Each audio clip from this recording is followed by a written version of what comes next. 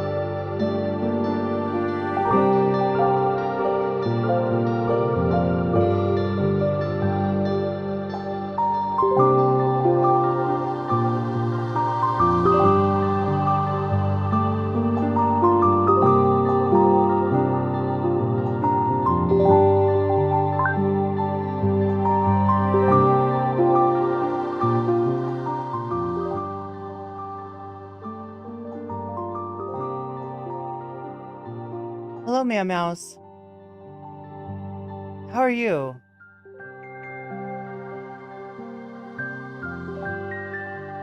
As for me, I am ready. I'm more than ready. I'm sorry for getting to you so late. I am sorry for the late start time. I have just been stressing and weighing options of what to come to you with. It's not that there's not enough content, it's that, like, picking the content, deciding on which content for which night is difficult. I don't know. But look, I got some exercise. I did some, what do you call it? I did a little kickboxing and I feel so much better.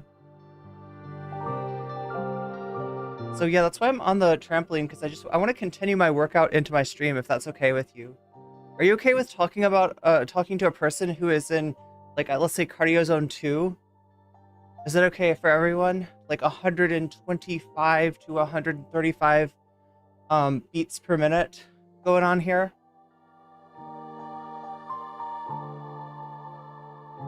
Is everybody cool with that? Content warning, streamer maybe cardiovascularly engaged. Well, anyway, we got a lot to go over today, and I've started so late. So I feel like not mincing any words, even though I do want to say hi to chat. Hi, chat. Hi, Song is out of touch. Hi, Twitchy Schmegly. Let's do a capuchin while we're at it. How about that? Capuchin. Do a little capuchin and a little bounce. See what I'm saying? It feels good. It feels really freaking good. I am in like a capuchin hot tub here, right? With all the bubbles coming up. Look, the important thing is that we enjoy ourselves, okay? That's definitely what you're here for. And sometimes, as a streamer, I lose touch of that Firebird with the Make Irene Bounce. The one time you know you can get that shit redeemed. Immediately. What if I just stopped bouncing? I would be like the worst person in the world. Somebody, oh, there we go, stop bouncing. No, what I want to do is I want to make sure that I'm talking to chat while I have a chance, because things may be taking off fast, just like me. What's up, Soul Life? What's up, Mozart? What's up, Ceres? What's up, Schmegly? What's up, Norwell?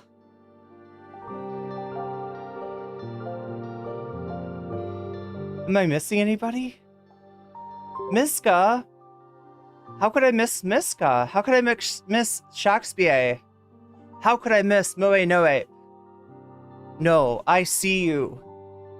I see you in chat. I feel so bad. Right, I feel like I don't react to chat enough. I was watching this other streamer that was complaining about his chat and having to read it, and the fact that any stranger could come in and say something to him. And I realized how lucky I am not to have a complicated relationship with my chat. What's up, Izzy? Can't believe Hassan sucked soda out of his nasty ass keyboard. Did he really? When did that happen? How are you, chat? That's the question. Wait a minute, why is my shit bouncing around? Oh, because I'm bouncing around.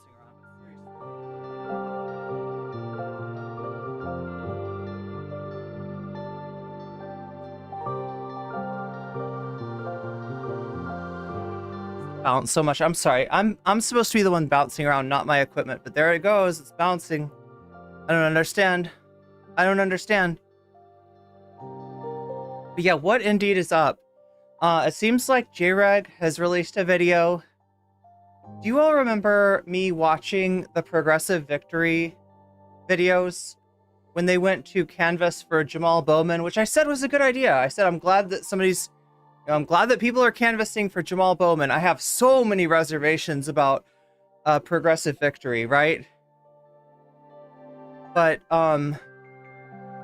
canvassing for Jamal Bowman, not a bad thing. And so I wasn't about to, pee on their blanket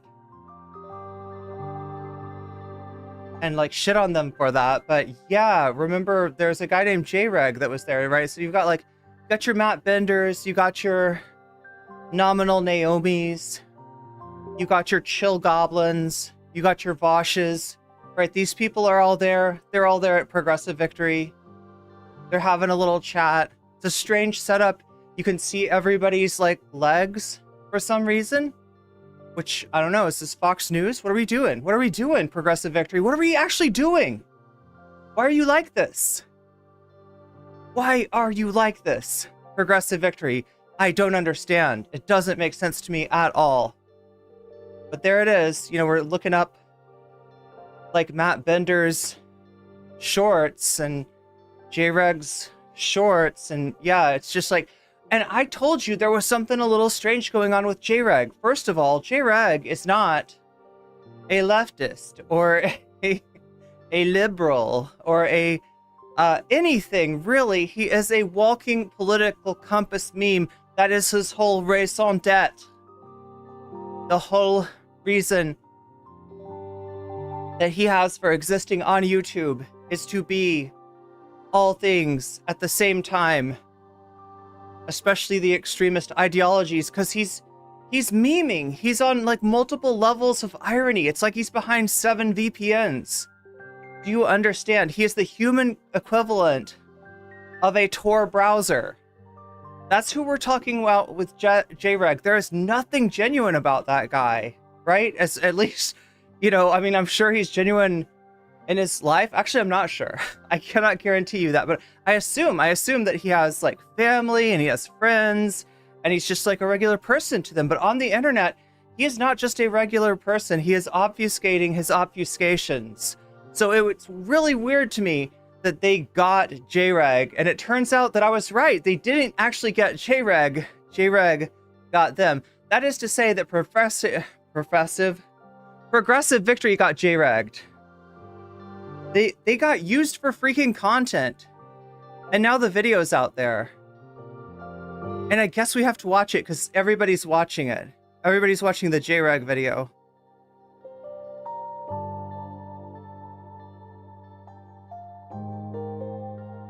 Wait, was it a quick reaction to an emergency spill? Oh, you had a kitchen spill? Wait, what's going on? Somebody's got a spill? A Tor browser? No, I think it's called a Tor browser. T-O-R.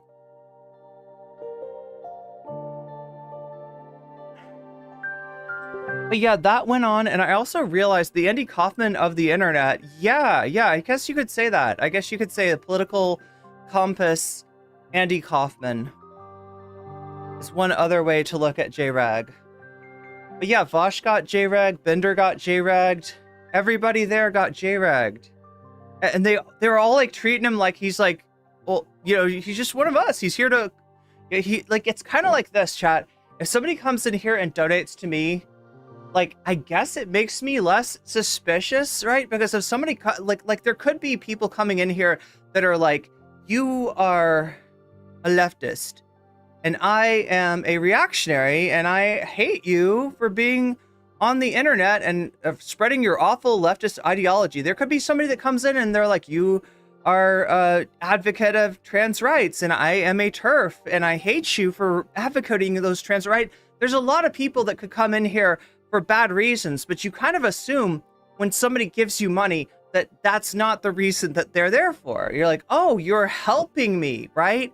And I think that's what happened with jReg, is kind of an in-kind contribution that jReg made to the Jamal Bowman campaign that puts everybody at ease. That says that, like, I am obviously here to help our guy, Jamal Bowman.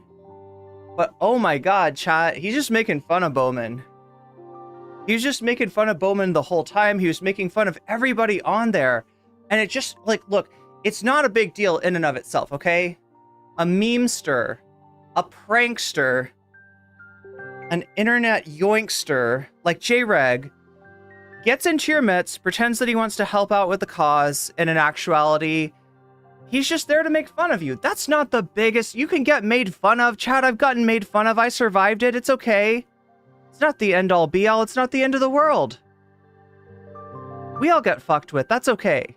That's okay. That's not a bad thing. But what it is like they get fucked with by somebody that they just really should have known was going to fuck with them, right?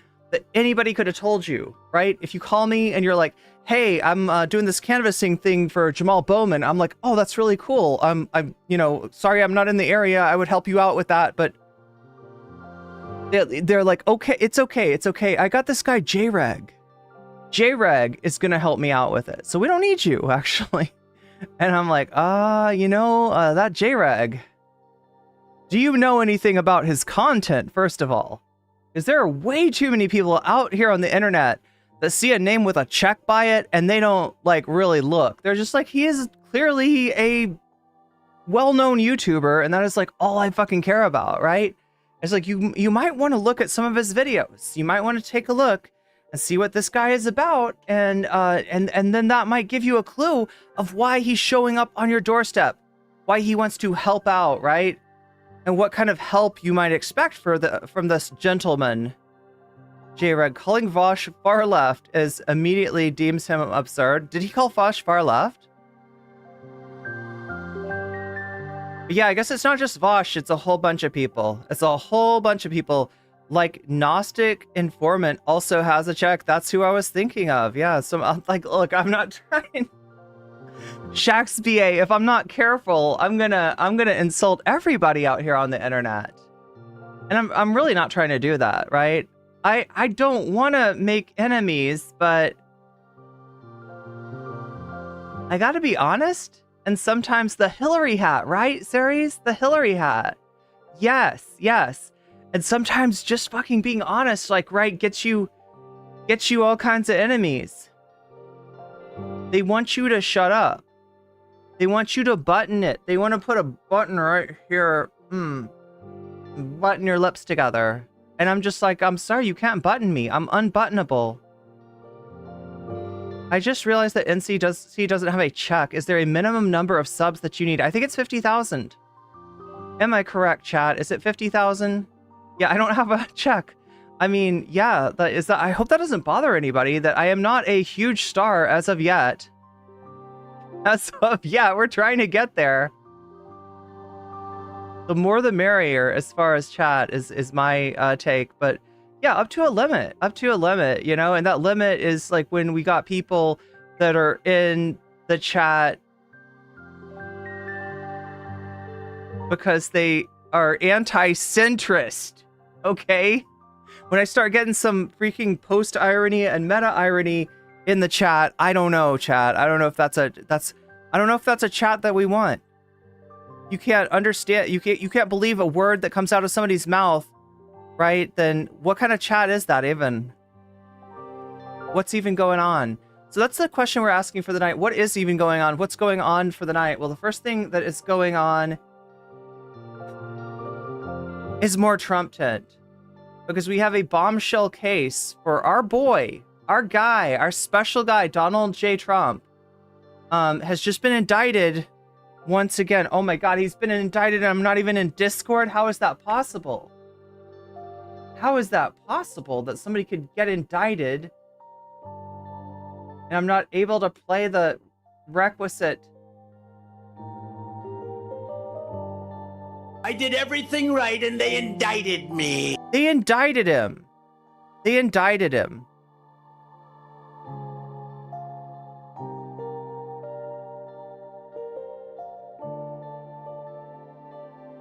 They indicted him again, and they indicted him in a special way, in a loving way. Jack Smith loves Donald Trump and embraced him in another indictment, right?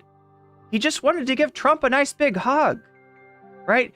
Judge Chudkin wants to give Trump they're just like, come here, Donald, come here. We've got another indictment. We'd like to indict you into our hearts. You've been indicted into our, like, right, this is like, it's so warm and fuzzy. It's so beautiful, Chad. It's almost like Christmas. Right, they're inviting him in for Christmas dinner, this Ebenezer Scrooge-like figure. He's coming in from the cold to get indicted once again. So we're gonna have to look into what this indictment is all about. We're gonna have to take a little short survey. It'll be short tonight, chat, because I am late to stream. And I actually do feel like legitimately bad about that. Bad for you, but also bad for me, because I've been staying up too late, and that's like a self-reinforcing cycle. I've said it before, And I've said it again, okay? I should try to end stream earlier somehow.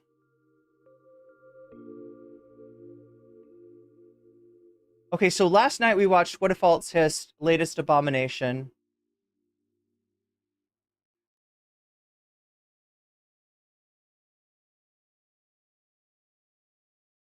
Chainsaws a whale. I mean, I guess that's the new one for tonight, chat.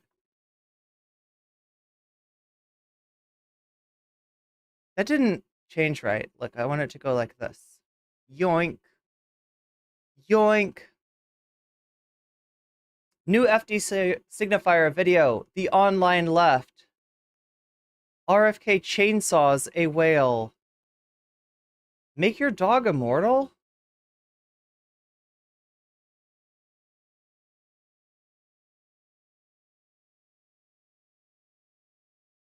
And the Elon diaper situation. Some of these concepts make me uncomfortable. Sometimes I get slightly uncomfortable. Uncomfortable? Uncomfortable? Uncomfortable? Ungoonfortable? But yeah, we got a Trump bombshell to go over. We got new stuff on the dono goal.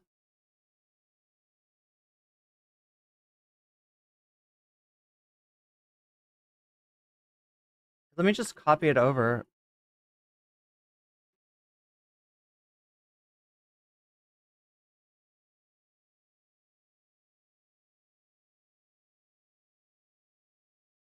And for sure, chat, there's no extra noise on stream today.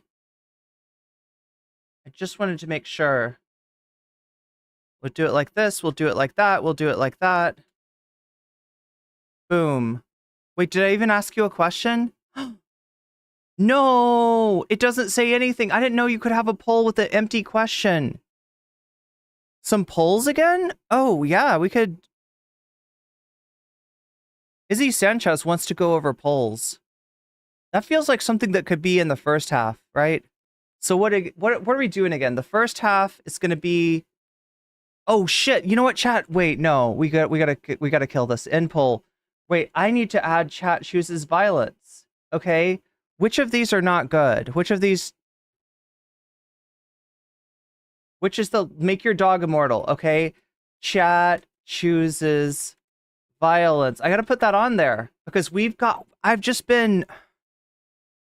There's like Sunday content that I'm supposed to go over, and I'm not really highly motivated to do that. So I'm putting it in the poll to let chat decide when they want to see Sunday get roasted.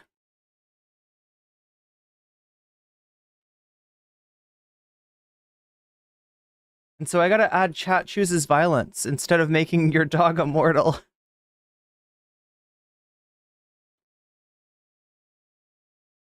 Okay, that's better. That's better. Copy that right there. Copy that right there. Get rid of RFK. Wait, what? Chat doesn't want to see RFK. But you do want to see the dog. Is that right? Shakespeare says the immortal dog is meh. Get rid of RFK.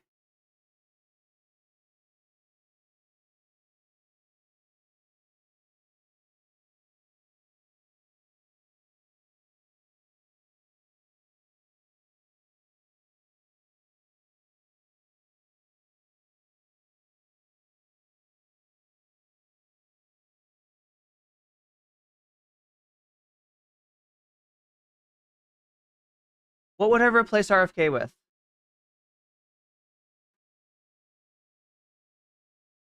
How about Ethan explains? Ethan explains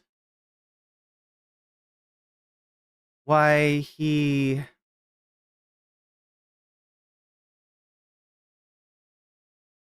Ethan Hassan breakup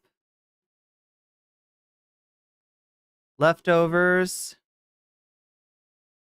breakup expla That's all I have room for. Ethan Hassan,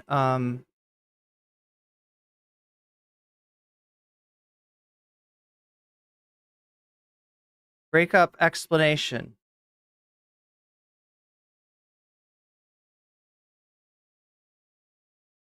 Does that sound good?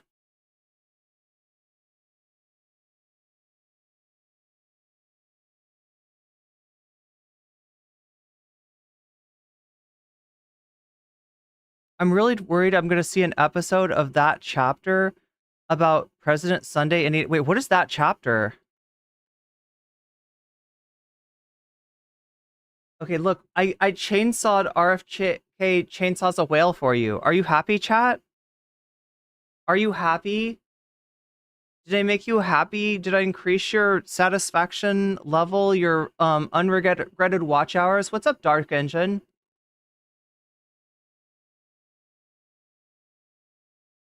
I just need to know, is that a good choice? Is that a good replacement?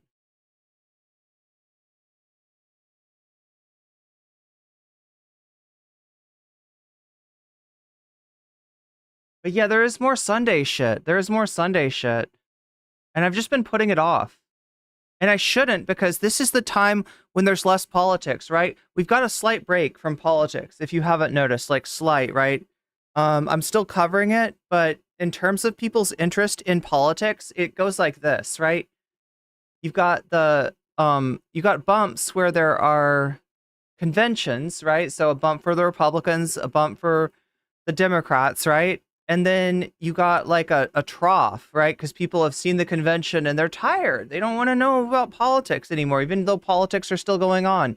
They don't want to know about politics for a little while. And then Labor Day hits, and that's when there's another rise, right? People start paying attention after Labor Day, and then there's going to be debates and stuff. And, yo.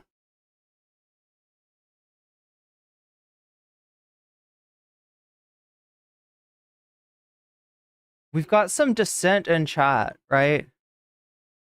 And you know how we handle dissent, being authoritarian leftists as we are, right?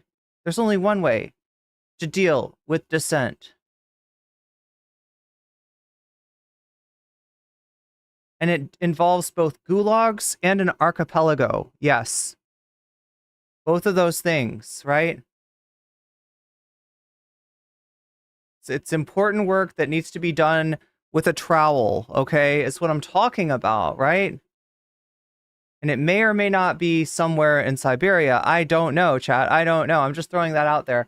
But yeah, we got Ethan Hassan breakup explanation. Why did they break up? I guess we find out. This is shit, by the way. It's a whole ass 2.5 hour podcast with Ethan Klein. And oh my God, it's cringe. It's cringe. They got Ethan on and then asked him about stuff like, what about trans women competing in men's sports? Or like, wait, should trans women be competing in men's sports? That's literally what the chat, do you see this? What? What? Did they do that on purpose? Did they flip it on its head on purpose? Yeah, these are not good dudes that Ethan is going on to talk to. So, but I guess it's not that surprising. It's not that surprising. Ethan lying to himself and those pod hosts.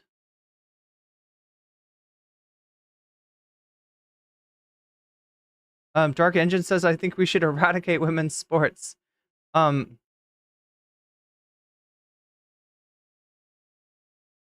Anyway, regardless of the protestations, I think we should move on, all right? I think we should move on before I gulag anyone. That's what I think, right, chat? Does that make sense to everyone?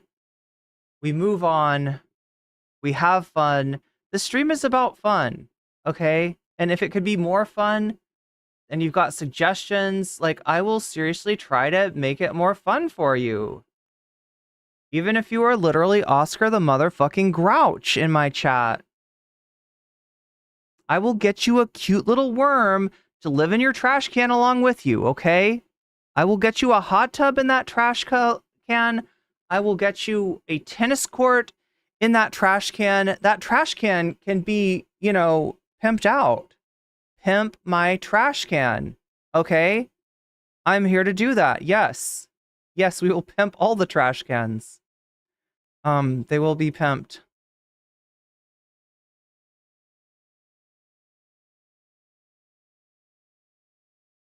You are pretty grouchy. I mean, Oscar's low-key kind of cool. But the worm. Oh my god. What am I doing, chat?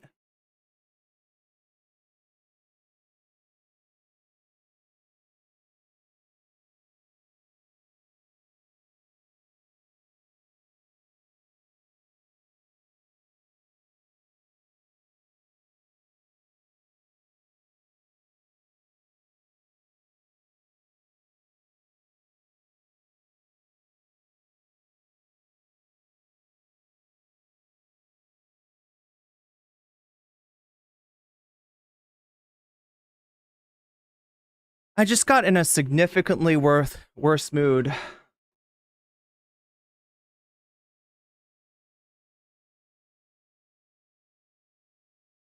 Alright, let's just fucking move on before I freak the fuck out.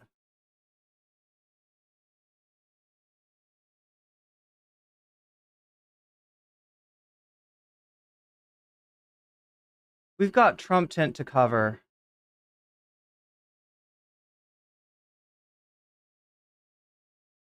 And there's only one person who can do that, and that's me. I'm the only one brave enough to take on Trump, alright?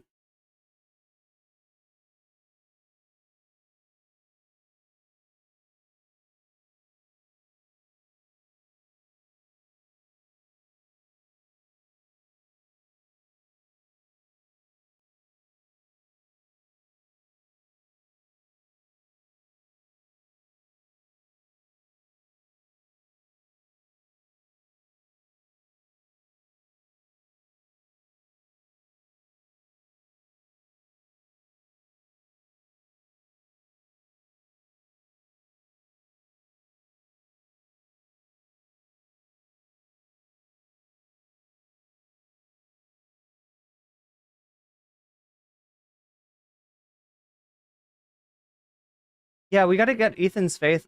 We're not talking about Ethan's faith. That almost went really, really wrong there. No, Ethan's face. We need to get Ethan's face off the screen. Jesus Christ. Talk about feeding into some tropes about leftists. Oh wait, it's right here. It's right here. It's right here. Of course, it's right here. Of course, there it is. All right.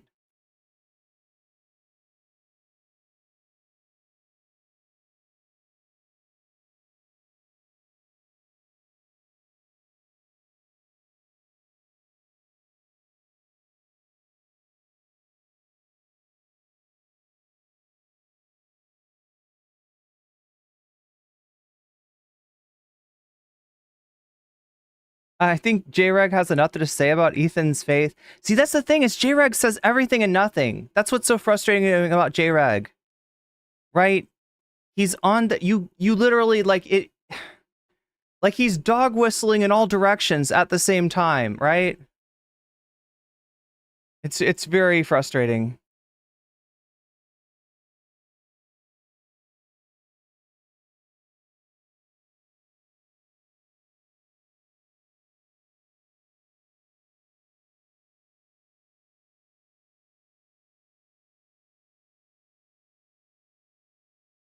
Was that in question, Shakespeare? Anyway, let's get to this Trump tent.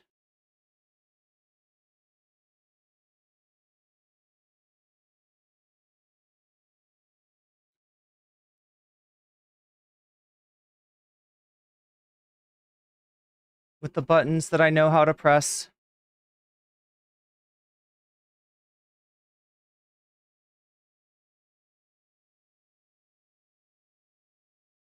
Is that all the buttons? No, it's not all the buttons. It's never all the buttons.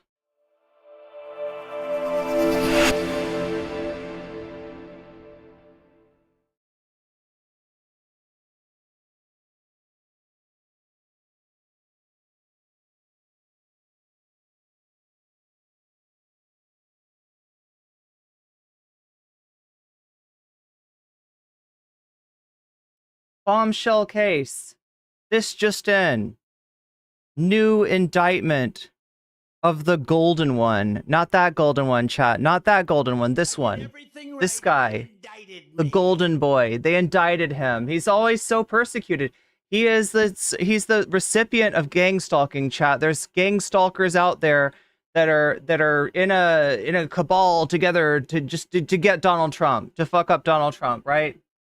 It's judges, it's civil servants, it's his vice president. They're all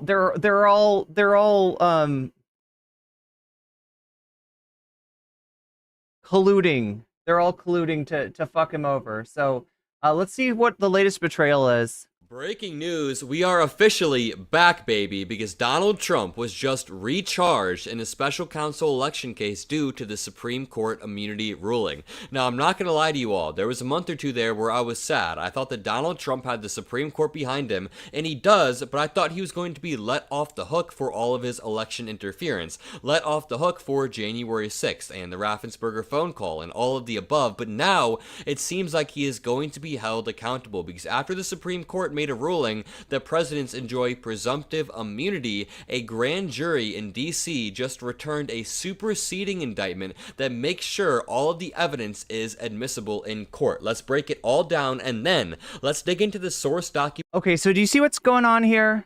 Right? There was a decision by the Supreme Court. It changed how a bunch of the cases against Donald Trump were going to be handled. And since some of these cases were indicted and charged and everything before the Supreme Court case, we've got to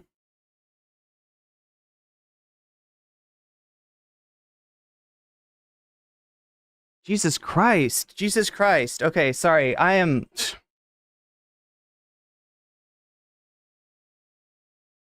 There's a so essentially the way that the charges are filed need to be different because the Supreme Court decision distinguishes between official and unofficial acts of a president, and meaning that if the acts are done in pursuance of the presidential duties, they're official. Those nothing to do with that can be charged, right? And that includes evidence that might be for a case about an unofficial act, a act that a president takes that is not in pursuance of their duties as president. So even if you want to get information on an act that the president has done unofficially, that's not part of his duty, his or her duty, you can't subpoena, you can't get stuff, you can't use evidence that is like, say, he had a conversation with a cabinet member, right? That's official duty. That's part of being a president, right? So even though there might be evidence, important evidence for this case, since it's over here on the official acts side of things, it doesn't count. And so when they charged this case, they had to kind of drop some of the people, some of the conversations, some of the evidence that they were using, because that evidence was part of presidential acts. But they can still apparently go forward with the case. And this is contingent, chat, contingent, importantly, upon whether or not Donald Trump is elected president in November. If he is elected president, I mean, this process will keep going, but once he's in there, he'll be able to brush it away. Things can't touch you while you're president unless they touch you through the Supreme Court. That's a very special way of being touched, but it means that the Supreme Court, what did I say? I'm sorry, Senate. It has to go through the Senate, it has to go through the House in terms of articles of impeachment, and it has to go through the Senate. It has to go through the Senate in terms of actually doing the impeachment itself, right? That removes a president from office, and once the president is removed from office, then potentially, and now there's a huge stumbling block of these official acts versus these unofficial acts, but potentially that case can be charged. So as long as there is a loyal Republican contingent in the Senate, there will be no charging of Donald Trump if he becomes president. Now, if he doesn't become president, this is very pertinent. This is very relevant. This will likely, I don't know if he'll be convicted, but, these charges will at least be heard, right? And so this is potentially very important, especially considering as it looks now that it's less likely that Donald Trump is going to be reelected than it looked like a month ago, 2 months ago, right? So, this is very important stuff. And this is a superseding indictment, meaning that I think, if I understand correctly, and I'll try to go through this and see, make sure that I'm right on this, but I think it means that it kind of sidesteps Judge Cannon's dismissal, right? Because the judge that I've been seeing in relation to this particular case is Judge Chudkin. So it looks like it kind of takes care, it kind of kills two birds with one stone, makes a case that's more appropriate for the post Supreme Court decision environment, legal environment, and it also, kind of sidesteps the whole question of Judge Cannon's dismissal of the documents case. Itself, the actual superseding indictment, because you guys deserve to be educated and the mainstream media just won't do that. A federal grand jury on Tuesday returned a superseding indictment charging former President Donald Trump with the same offenses that he originally faced in his criminal election interference case in Washington, D.C. The new indictment was filed in order to, quote, respect and implement the views and instructions of a recent Supreme Court decision granting former presidents presumptive immunity for their official acts in office, Special Counsel Jack Smith said in a separate court filing, which we will read. The superseding indictment was presented to a new grand jury that had not previously heard any of the evidence in the criminal case against the Republican presidential nominee. The Department of Justice does not oppose letting Trump waive his appearance at an arraignment on the new indictment, the filing added. This is breaking news, so here is the superseding indictment. The defendant, Donald J. Trump, was a candidate for President of the United States. He lost the 2020 election. Yes, he did. Despite having lost, the defendant, who also was the incumbent president, was determined to remain in power. So, for more than 2 months following Election Day on November 3rd, 2020, the defendant spread lies that there had been outcome-determinative fraud in the election and that he had actually won. Those claims were false, and the defendant knew they were false, but the defendant used his campaign to repeat and widely disseminate them anyway to make his knowingly false claims appear legitimate, to create an intense national atmosphere of mistrust and anger, and to erode public faith in the administration of the election. As a candidate and a citizen, the defendant had every right, like every American, to speak publicly about the election and even to claim, freely, falsely, that there had been outcome-determinative fraud. He was also entitled to formally challenge the results of the election through lawful and appropriate means, such Rusty says, knocking back the moonshine. I know, right? seeking recounts or audits. His efforts Share the moonshine. to change the outcome in any state through recounts, audits, or legal challenges were unsuccessful. But shortly after the election day, the defendant pursued unlawful, extra-legal means of discounting legitimate votes and subverting the election results. And guys, this is incredibly important stuff. I know legal documents can be boring, but if you find this interesting, make sure you leave a like on the video and comment a blue heart so we can boost Donald Trump's crime. So here's what he did. These 3 criminal conspiracies. A conspiracy to defraud the United States by using dishonesty, fraud, and deceit to impair, obstruct, and defeat the lawful government function. 2, a conspiracy to corruptly obstruct and impede the January 6th congressional proceeding. And 3, a conspiracy against the right to vote and to have one's vote counted. Really quickly, I want to read to you guys Jack Smith's statement because he is an absolute savage and you guys deserve to hear it. Today, Yo, chat, is it just me, or do you feel like every time somebody says, just really quickly, I want to... Wait, what did he say? A conspiracy against the right to vote and to have one's vote counted. Really quickly, I want to read to you guys Jack Smith's statement. Whenever I hear a YouTuber say really quickly, I think I'm about to get advertised to. I feel like the YouTuber's about to mention that at the top of every hour, there's a 3-minute ad break on Twitch, and that if you want to get out of that ad break, you can do so for free through a Twitch Prime or for $6 through $6, and that you could possibly even be gifted a sub. It can happen and it does happen, but it's more likely to happen to you on Twitch if you're active in the chat. I feel like something like that is about to come up. I feel like they would remind you that we have a dono goal today, and if we hit it, we are what 1% of the way there. Thank you, Omega Star.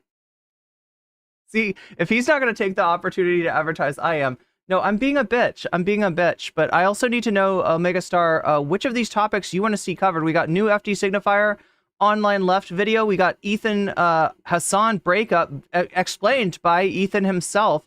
We got chat chooses violence because apparently I need got more violence that I need to enact on the enemies of the stream, and rhetorical violence, of course, right?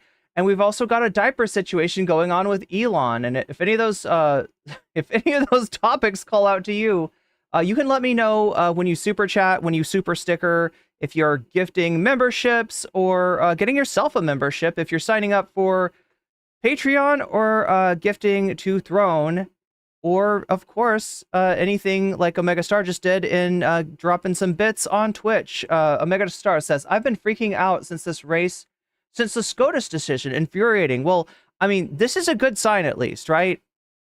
It's a good sign that the prosecutor feels like he's got a way to deal with this case, even considering the horrible Supreme Court's decision. I mean, this doesn't mean it'll go through, but it means that the prosecutor thinks it's worth trying, right? And that's at least a good thing to see. Like that's positive. So because he is an absolute savage and you guys deserve to hear it. Today, a federal grand jury in the District of Columbia returned a superseding indictment charging the defendant with the same criminal offenses that were charged in the original indictment. The superseding indictment, which was presented to a new grand jury that had not previously heard the evidence, reflects the government's efforts to respect and implement the Supreme Court's holdings and remand instructions in Trump v. United States. The government does not oppose waiver of the defendant's appearance for arraignment on the superseding indictment, probably because he'll be campaigning, he'll be busy. The government will confer with the defense and make a joint proposal regarding pretrial litigation. So, it's actually a really smart move on Jack Smith's part to preemptively say, hey, let's make sure all of the Supreme Court's laws are implemented, all of the Supreme Court's rulings are implemented so they don't strike it down. He is being proactive. Each of these conspiracies that Donald Trump committed, which built on the widespread mistrust the defendant was creating through pervasive and destabilizing lies about election fraud, targeted a bedrock function of the United States federal government, the nation's process of collecting, counting, and certifying the results of the presidential election. In furtherance of these conspiracies, the defendant tried but failed to enlist the vice president, Mike Pence, who is honestly a patriot, who also was the oh my God, the Constitution, the president of the Senate, who plays. You make it so hard to forget that I'm watching a liberal. Yeah, Mike Pence, great American patriot. Look, what did Mike Pence do? He certified the freaking results of the election. These libs are glazing up somebody that probably wants a lot of us here to be removed from society in potentially very disturbing, possibly violent ways in Mike Pence, right? Is a great patriot for doing the bare minimum of the duty of vice president. What the fuck, Adam? What the fuck? A ceremonial role in the January 6th certification. And it just gets worse and worse as I read more and more. The defendant and co-conspirators used knowingly false claims of election fraud to get state electors and Lady Badash says, I'll never understand how disseminating misinformation, the election fraud claims, which he and his lawyers could not prove, there was no proof at all for, is protected by free speech. Look, it's not. That's not free speech. That is an argument that you will hear from MAGAs, but that is not an argument that you should take seriously, right? If that's free speech, then I don't know. You could, the mafia boss that tells their, their minion to go out and make somebody sleep with the fishes has done nothing wrong, right? That was free speech. That was free speech, right? It's just, it's wild. It's wild, right? That there, because there are crimes that the action that indicates the crime is speech. You said, like conspiracy, for instance, right? If I take, somebody aside and I say, I make a criminal conspiracy with you, I haven't done anything other than speak. And shouldn't my right to free speech be protected? Have I really done anything wrong? Yeah, I fucking involved you in a criminal conspiracy. I did do something wrong. Yes, I did. That is a fucking charge. That is the charge. The crime that's indicated is a crime that is accomplished through speech. There are crimes that are accomplished through speech, right? It's so wild that MAGAs are able to gaslight each other and even, just well-meaning people out there into thinking, well, Trump just said something. It's not really a crime unless you're going to say that free speech is a crime. And we all know that liberals think that free speech is a crime and they want to send you off to gulags and make sure that you take their comments way too seriously and ascribe it to some sort of mood when they're really dealing quite well with your mood. Election officials to subvert the legitimate election results and change, and quite generously, I might add, electoral votes for the defendant's opponent, Joseph Biden Jr., to electoral votes for Trump. That is, on the pretext of baseless fraud claims, the defendant pushed officials in certain states to ignore the popular vote. Is he loud enough? There we go. Voters dismiss legitimate electors. Here is the illegal part. So yes, Donald Trump had the freedom of speech to say, hey, the election was stolen, but Donald Trump did not have the freedom to... What is this about? It says Bullwhip Bobby Love. Bullwhip Bobby Love. These are new indictments. These are fresh indictments that just dropped. I did everything right and they indicted me. And they indicted him again. He got indicted. He got indicted, Bobby. He got indicted. That's what this is about. Trump's been indicted. He did everything right, but they still indicted him. Push officials to ignore the popular vote. He did not have the freedom to disenfranchise millions of voters or dismiss the legitimate... It's like, babe, wake up. New indictments just dropped. Electors. This stuff is disgusting, and this is why I am not pulling any punches when it comes to MAGA this election cycle. I'm going to start going hard because they support a traitor. I'm sorry, but they support a traitor, and leave a like if you agree. The defendant and his co-conspirators organized fraudulent... Did I call you something wrong, Bullwhip?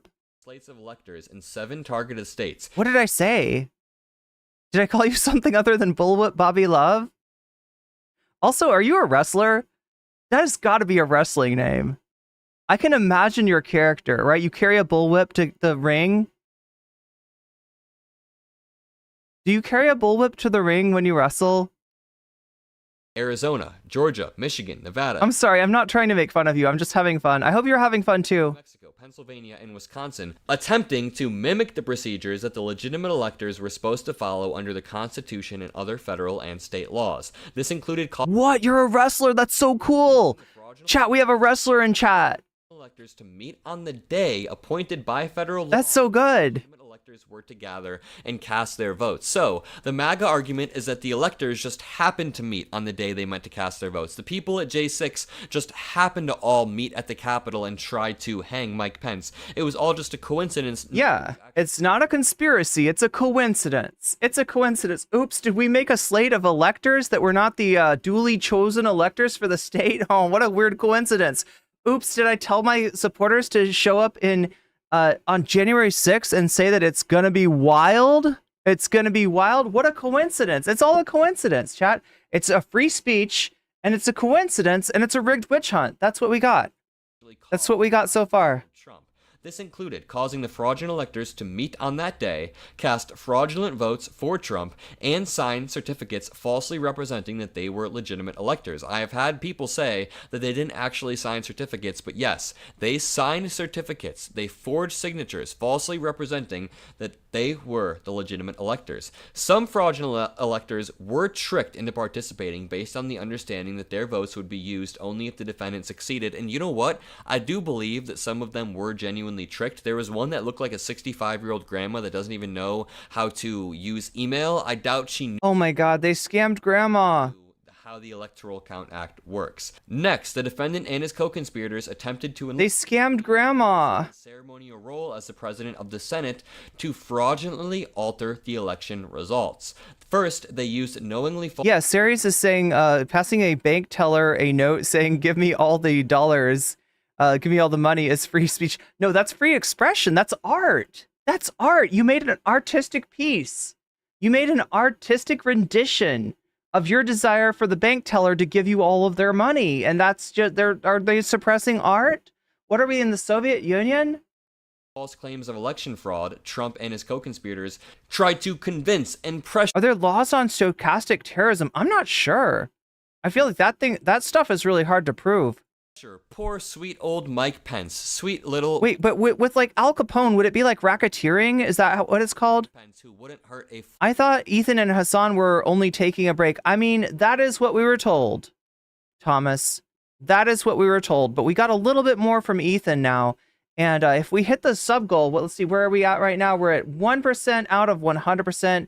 If we somehow make that, if we somehow add 2 zeros to that one, by the end of this stream, then you got the content of your choice. And what is the choice that chat is making right now? It looks like FD Signifier. It looks like FD Signifier is a popular guy today in the poll. Make sure to vote if you haven't already. The vote is in the chat that is on the full scale stream, the horizontal stream, whatever you want to call it. Trump tricked a grandma with the same is the same scam that tricked grandma in Thelma. Wait, Thelma? Wait, is this a Greek city, Thelma?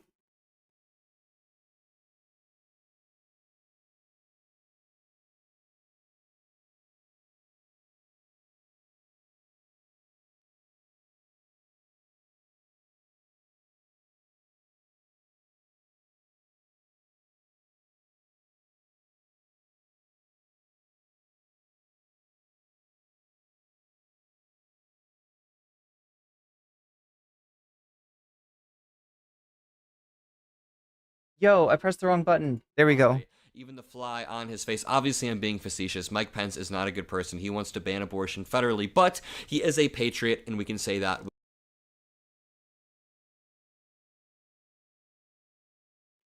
You have been tricked into glazing up a fundamentalist Christian nationalist who I assume, Adam, you oppose on almost every issue, whose beliefs of how the country should be run, I think you disagree with on almost every level, except for the one where you both think that an election that is won by the should be certified by the vice president. That is a procedural thing that should happen, and that it should not be the vice president saying, well, my president told me to hold off on this, so I'm going to create a constitutional crisis, right? That is such a low bar. That is such a low bar. And this is a real issue. Okay, I got to say it.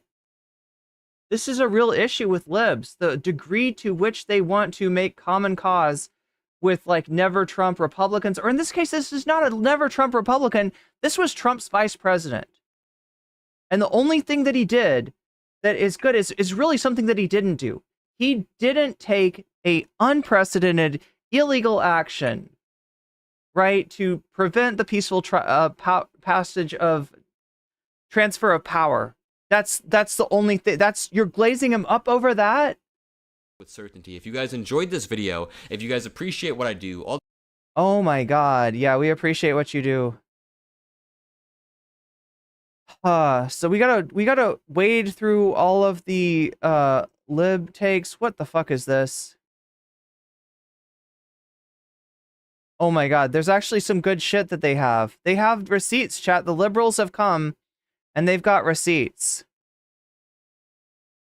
This is a breaking news alert. Special counsel Jack Smith has now secured a new indictment from another grand jury in Washington, D.C. against Donald Trump for his efforts to overthrow the results of the 2020 election. In legal parlance, we call this a superseding indictment in that it supersedes the prior. Look, and in wrestling terminology, we call this a suplex. Donald Trump just got suplexed. Indictment that was brought against Donald Trump back in 2020. The same libs that thought that Liz Cheney was a good vice presidential pick for unity, yo. For Trump's attempt to overthrow the result. Look, Tim Walz is one of the good choices that the ticket has made so far, right? of the 2020 Pleasantly surprised by it being Tim Walz rather than someone much worse.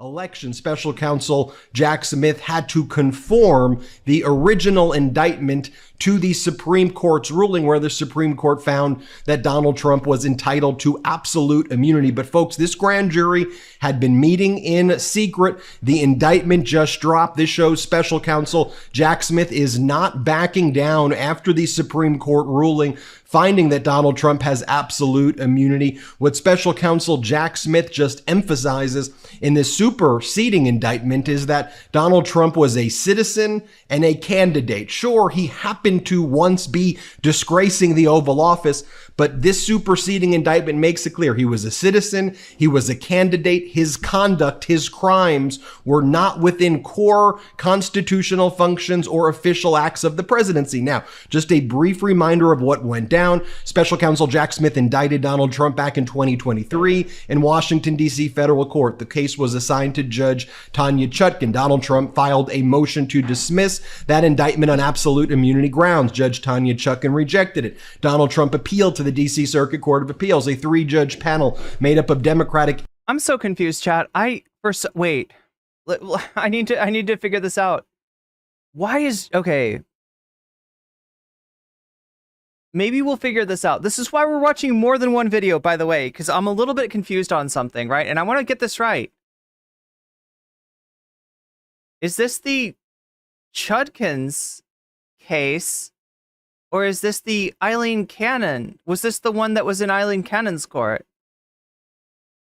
And Republican appointees rejected Donald Trump's claim of absolute immunity. Trump went to the United States Supreme Court. They found that he was entitled to absolute immunity for core constitutional functions, for official acts, and he was given an evidentiary immunity as well from introducing core constitutional functions and official acts into criminal cases against him. So, special counsel Jack Smith previously requested an extension of a status conference that was supposed to be held in the past few weeks. Why was he doing that? Well, now we know he had impaneled a grand jury to indict Donald Trump again to conform to the Supreme Court's ruling. Speaking of Donald Trump, we got a new video from our special guy. Our special guy, Donald. Let's see what he's got for us this time. Oh, wow. Is your favorite president, Donald? It's my special guy. It's my special guy. With some very exciting news.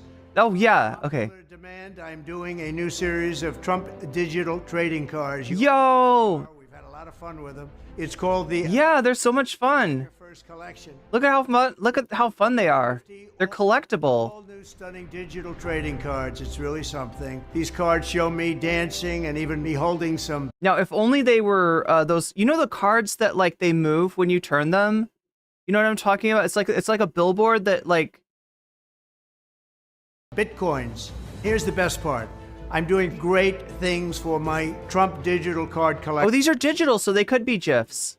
First, there's the real physical Trump cards. Purchase 15 or more of my Trump digital trading cards. It's so funny. It's so funny. This all started with Trump dumping some NFTs, right? And of course, his fans, some of them do not understand a non-fungible token, and they're kind of like, well, it's like, what is it like? It's like a baseball card. It's a baseball card. When do I get the baseball card? They're like, you don't get the baseball card. The baseball card lives on your computer in your digital wallet next to all of your apes. I'm like, apes? I don't have any apes. I don't have a computer. What are you talking? I need a baseball card. And they're like, fine, we'll send you a baseball card. And they're like, yes, baseball card. Baseball card. And we'll mail you a beautiful physical trading card. It's really, I think, quite something. Each physical trading card has an authentic piece of my suit that I wore for the presidential. It's an authentic piece. Debate. He wouldn't lie to you, chat. He's Donald Trump. And people are calling it the knockout suit. Wait, the one that he wore for the debate? I thought it was going to be the one that he wore for... Oh my god, I can't use the button to do that. I thought it was going to be the one that he wore for the... when he got his ear, when he got that cartilage piercing. Knockout suit. I don't know about that, but that's what they're calling it. I don't know about that, but presidential debate, and people are calling. Yeah, it's the piece of my suit that I wore for the president. See, I feel like that suit's unlucky though. He's not happy about the knockout. He didn't want to knock out Joe Biden. He wanted to keep Joe Biden in. He wanted to run against Joe Biden. He was all ready to run against Joe Biden, and he's like sad. He expressed the sadness, and he wants Joe Biden to come back. Come on back, Joe. You can be my opponent once again, right? This is not a lucky suit. This is an unlucky suit. Presidential debate, and people are calling it the. They should be giving the suit that he got shot in, because that's a lucky suit. If he turned his head in the exact right direction, if he hadn't turned his head, he would be not alive right now. Knockout suit. I don't know about that, but that's what they're calling it. So we'll cut up the knockout suit, and we're gonna cut up my suit, folks. They're gonna cut it right off of me. You're going to get a piece of it. You're gonna get a piece of it. I'm gonna be very cold. I'm gonna be very cold as the wind blows through my suit. We'll be randomly autographing 5 of them, a true collector's item. This is something to give your family, your kids, your grandchildren. Wait. So that means that, like, okay, so you get this physical card, and it's gonna have for sure a piece of Trump's suit, but randomly he's gonna autograph like 5 of them. So. Number 2 is to purchase 75 of my Trump digital trading cards. 75 of his fucking NFTs. And you will also be invited to join me for a gala dinner at my beautiful country club in Jupiter, Florida. We really have tremendous... Wait, that's not even is that Mar-a-Lago? ...dinners with my collectors. Is Mar-a-Lago in Jupiter? Have a lot of fun together. We're going to have a good time. He's a fun guy. My Trump digital trading cards at the same price of $99 each. We've still only $99 each. Done that right from the beginning. So go to collecttrumpcards.com. It's really easy to buy. He didn't get greedy and raise his price to 100. You just need an email address and a credit card or crypto. You know, they call me the crypto president. I don't. They call him the crypto president. I wonder why. They call him the crypto nation, the crypto president. Oh my God, chat. He definitely is the crypto president, though. He really is. I don't know if that's true or not, but a lot of people are saying that, so don't. No, they're right, sir. They are completely right. You are the crypto president. Don't miss out. Go to collecttrumpcards.com. Go right now and. I wonder if Hitler had cards. Anyway, let's get back to this indictment. Before the superseding indictment dropped, Special Counsel Jack Smith gave this notice. I'm sorry, before the indictment dropped? Superseding indictment that was filed on the same federal docket where the original case was brought. Here's what it says. Government's notice of superseding indictment today. Trump is a boss. Jimmy Spades, are you going to buy part of his suit? Are you going to buy the baseball cards? Are you going to buy the digital cards? A federal grand jury in the District of Columbia returned a superseding indictment, ECF number 226. That just means it's the filing number 226 in the same docket from the 2023 case, charging the defendant Donald Trump with the same criminal offenses that were charged in the original indictment. The superseding indictment, which was presented to a new grand jury that had not previously heard evidence in this case, reflects the government's efforts to respect and implement the Supreme Court's holding and remand instructions in the Trump v. United States Supreme Court ruling. The government does not oppose waiver of the defendant's appearance for arraignment on the superseding indictment. In other words, they're not going to make Donald. He's like, you don't have to show up. Yeah, we don't need you. We don't need you, Trump. You can do your own thing. Trump show up. They're going to agree that this could just be, he could just enter a not guilty plea without showing up if that's what he wants. Or a guilty plea. As this court directed, the government will confer with defense, with Trump's lawyers, and make a joint proposal to the extent possible regarding pretrial litigation in the status report due Friday. So let me share with you right now some of the major differences in the superseding indictment and from the original indictment. Let's pick up the superseding indictment right here. Okay, so I just got to know what case we're talking about, because this is the biggest mindfuck with these Trump cases, is there's so many of them. He doesn't just get charged with one crime. So peaceful up here, but now there are freaking communist invading radicals. He gets charged with many crimes. Many crimes, right? And it's sometimes hard to keep track of, like, what charges we're talking about, what trial we're talking about. What you'll see is it starts with the following. The defendant, Donald Trump, was a candidate for president of the United States in 2020. He lost the 2020 presidential election. Despite having lost, the defendant, who was also the incumbent president, was determined to remain in power. So for more than 2 months following Election Day on November 3rd, 2020, the defendant spread lies that there had been outcome-determinative fraud in the election and that he had actually won. These claims were false, and the defendant knew that they were false, but the defendant used his campaign to repeat and widely disseminate them anyway, to make his knowingly false claim appear legitimate, create an intense national atmosphere of mistrust and anger, and erode public faith in the administration of the election. Notice, citizen, candidate. You see that language there over and over again. Now compare. Okay, I get it. Okay, so I'm sorry. I was so confused. People were talking about Judge Cannon, and that's not this case. So the Cannon trial, Judge Eileen Cannon, this is the judge that Trump himself appointed. He's got his home cook in from Judge Cannon, dismissing the case for me. Thank you very much, Judge Cannon. He's got Judge Cannon, and she dismissed the case, and Jack Smith appealed it. All right, so there's an appeal in process. That's not this case.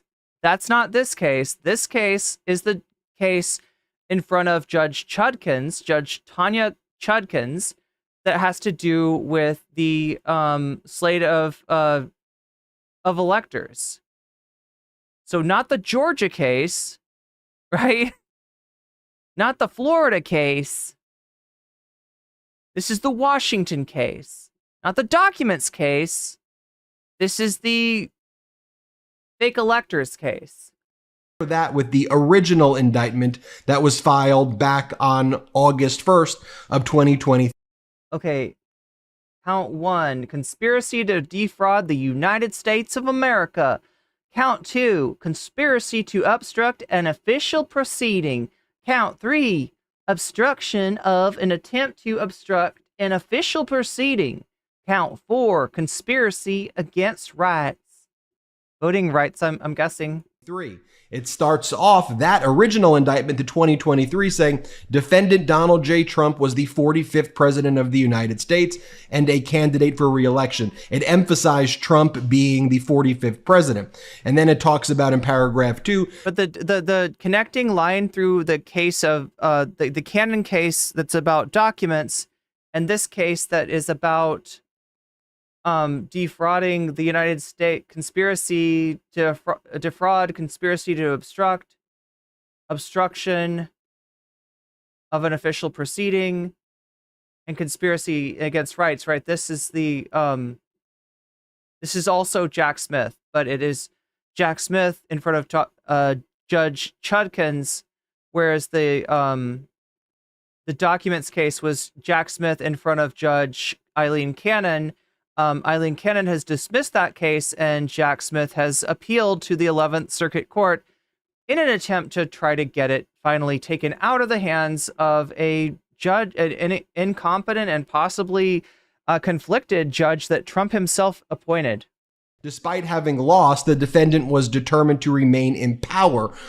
Power being in for president. So for more than 2 months following the election day, the defendant spread lies that there had been outcome determinative fraud. You see, the language is similar, but in the superseding indictment emphasizing this is not in his official capacity. He was a candidate, and he was... It's not just the emphasis that's different. There's some of the evidence, right, that's kind of changed too. In other words, any sort of conversations that he had with a cabinet member or I think a vice president, they're not...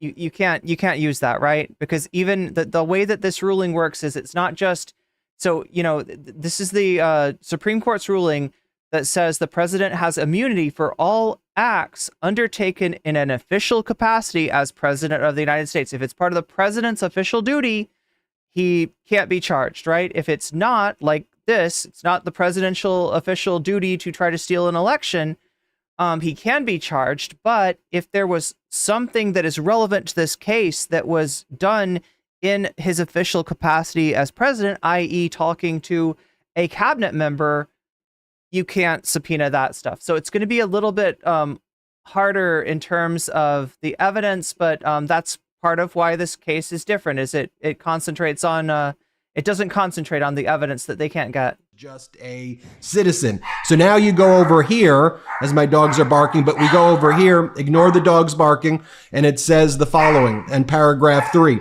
As a candidate and a citizen, the defendant had a right, like every American, to speak publicly about the election and even to claim falsely that there had been outcome-determinative fraud during the election and that he had won.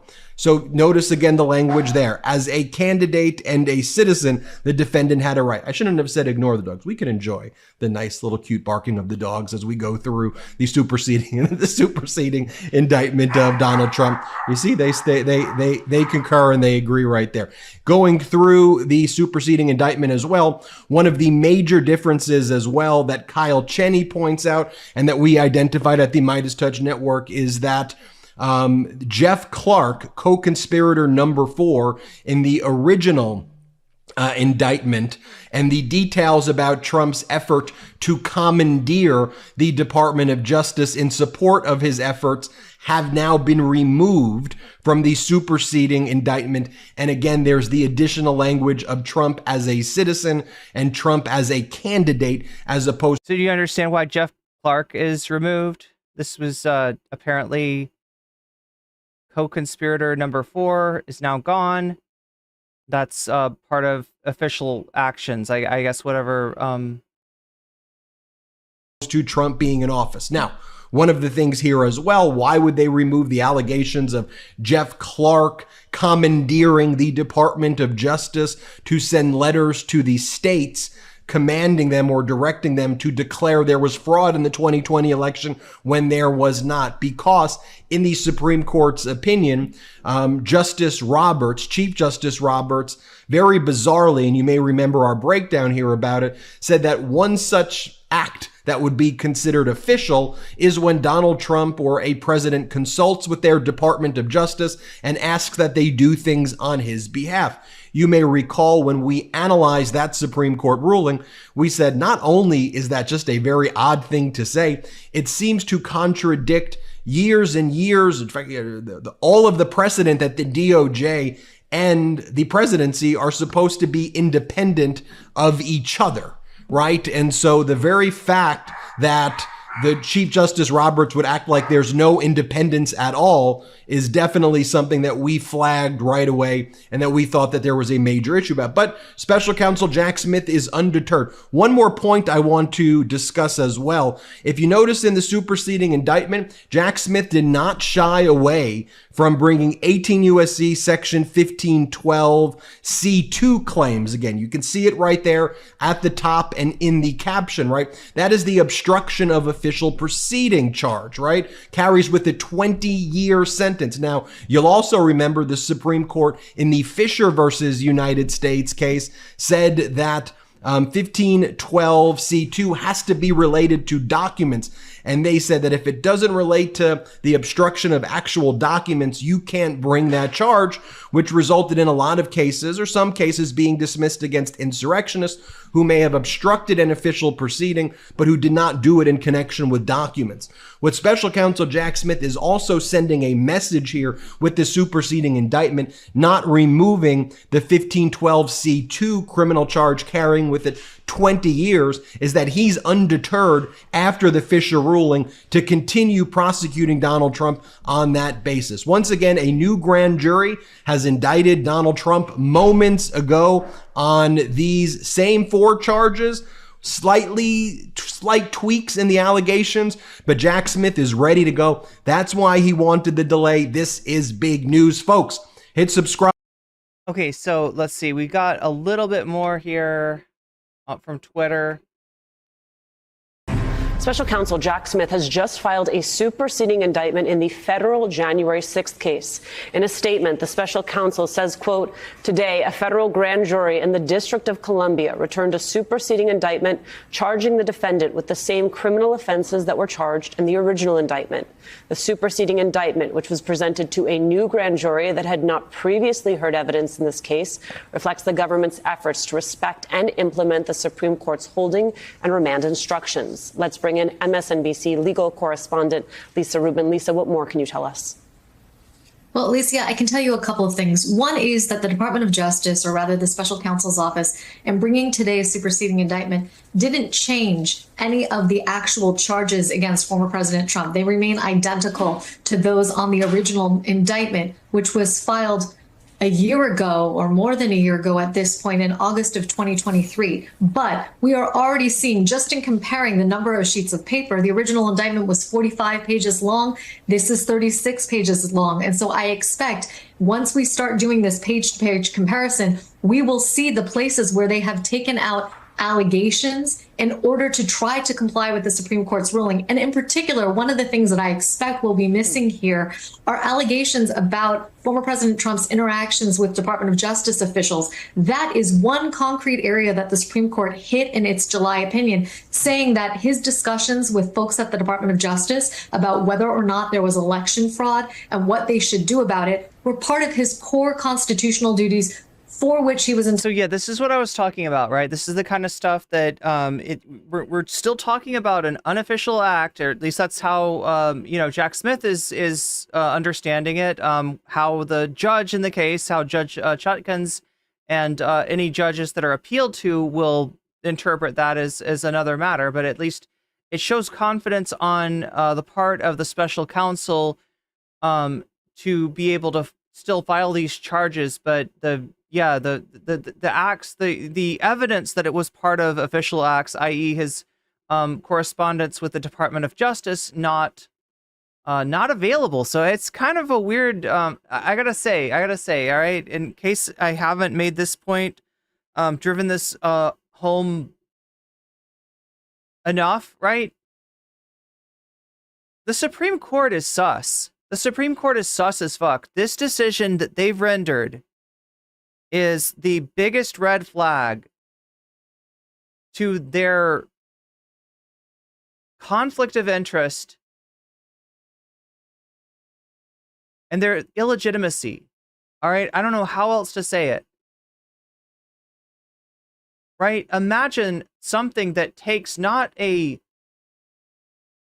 ability to charge a crime away from a federal prosecutor, but rather the evidence that the federal prosecutor can subpoena is restricted. There's evidence, we can't see it because it's part of the official actions, right?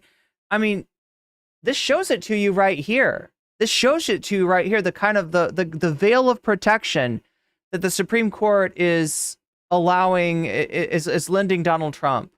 Entitled to absolute immunity. That is perhaps the only area that they gave clarity on. The others, they gave sort of contours about what he would be. And that's what makes it complicated. That's what means that this might get appealed. And this might get appealed to the Supreme Court, or most likely not. But it's up to the judge to interpret exactly where the boundary is between an official act and an unofficial act, and thus whether a crime can be charged. Or whether the charge can stick. Immune for what he wouldn't be immune for, but that is one where they gave precise guidance, and so I would expect to see that cut out of this superseding indictment. I will also tell you this isn't entirely a surprise. When the Special Counsel's Office 3 weeks ago asked Judge Tanya Chutkan for more time to tell her what they thought the appropriate way forward was, a number of folks, me included, thought one thing that they could be doing with that time is thinking about whether they want to supersede and essentially take a first crack at trying to comply with the court's orders rather than dumping it all in Judge Chutkan's lap, as the Supreme Court's opinion essentially does. You see here the Special Counsel's Office making a good faith effort to do that with a newly convened grand jury. That's because the grand juries who have heard evidence in this case before have expired. In all likelihood, they did not bring witnesses before this new grand jury, but rather an agent from the FBI to even read back from transcripts from grand jury interviews that were conducted prior to the first indictment. So we have some reading to do and comparing page by page what's still here. But for the most part, this remains a case against former President Trump only, identical charges, and with lighter numbers of pages of paper here in an attempt to try and comply with the Supreme Court's order by taking out allegations of official acts for which the Supreme Court has said now that the former president cannot be charged, much less convicted, Alicia. Okay, so yeah, now I want to tell you about what the effect of this is, right? One of the effects of this is that a case that was already not going to have a chance of being resolved prior to the election or the inauguration of the next president, right? And it pushes it even further back, right? So that's one of the things that Trump wants, is to push this stuff back. Now, it's already been pushed back to the point where it wasn't going to be concluded prior to the election, or it wasn't going to be concluded prior to the inauguration of the next president. So that part maybe doesn't matter so much, but just if you're keeping track of it at home, you can think of it as a reset, right? This is a reset of the charges in light of the decision by the Supreme Court. So the Supreme Court has done so much for Trump, right? Both in terms of this patina of protection that they offer him with this characterization of official versus unofficial acts, and with the kind of delay that this causes for his case. But regardless, chat, it doesn't look like there's going to be more cases decided prior to the election. So it really does depend on whether Trump is elected or whether Trump is rejected. If he's rejected, then all of these cases are going to have their chance, right? Again, some of them may not go through. Some of them may not go through because of the new rules by the Supreme Court. But likely, with the amount of shit that the former president is charged with, something's going to get him. Now, my prediction for that is that since he's a former president of the United States and a very powerful and rich man, any sort of consequences that he receives are going to seem like a slap on the wrist. But it is a slap on the wrist that comes with a blow to his ego, right? You're less likely to see the president being sentenced to jail than you are to see the president being sentenced to home confinement or having his travel restricted or something like that, right? It's going to be more likely something that's not that big of a deal. But yeah, there is I think it does matter. I think it does matter that charges are filed and convictions are delivered to kind of confirm to people who might be on the fence as far as is there really anything there or not. My friend told me that Joe Biden, he's crazy. He's making Merrick Garland file all these charges, right? It's not real. It's, the judges are going to throw it out, right? And, at least some of those people might have their minds slightly changed. And also, if Trump is not elected, right, I don't know if he comes back in 2028. I don't know if he comes back. It also depends on how much he loses by, right? If he loses, again, if he wins, then most likely all of these charges that are currently in consideration will be brushed away and will not affect him, right? Remember, for a president of the United States to be touched by legal criminal, anything requires a vote by a majority vote by the House of Representatives and I think it's like a super majority from the Senate in order to impeach and then remove the president from office. And only after that president has been removed from office can any subsequent charges or the charges that are were discussed in the impeachment, can those actually affect the president? So again, most of the question of what will happen to Trump will be answered by the outcome of this upcoming election. Anyway, let's see. I think that we got everything we need to get out of that. Let me read you a little bit more.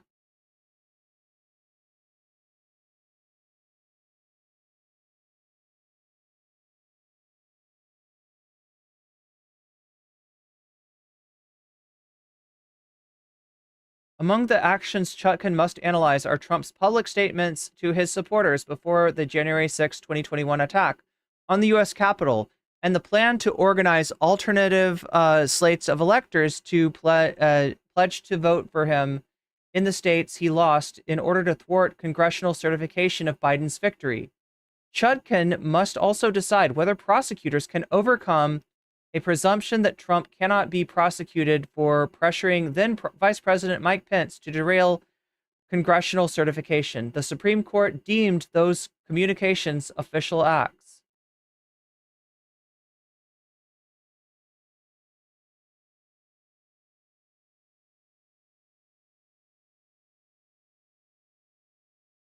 That's wild.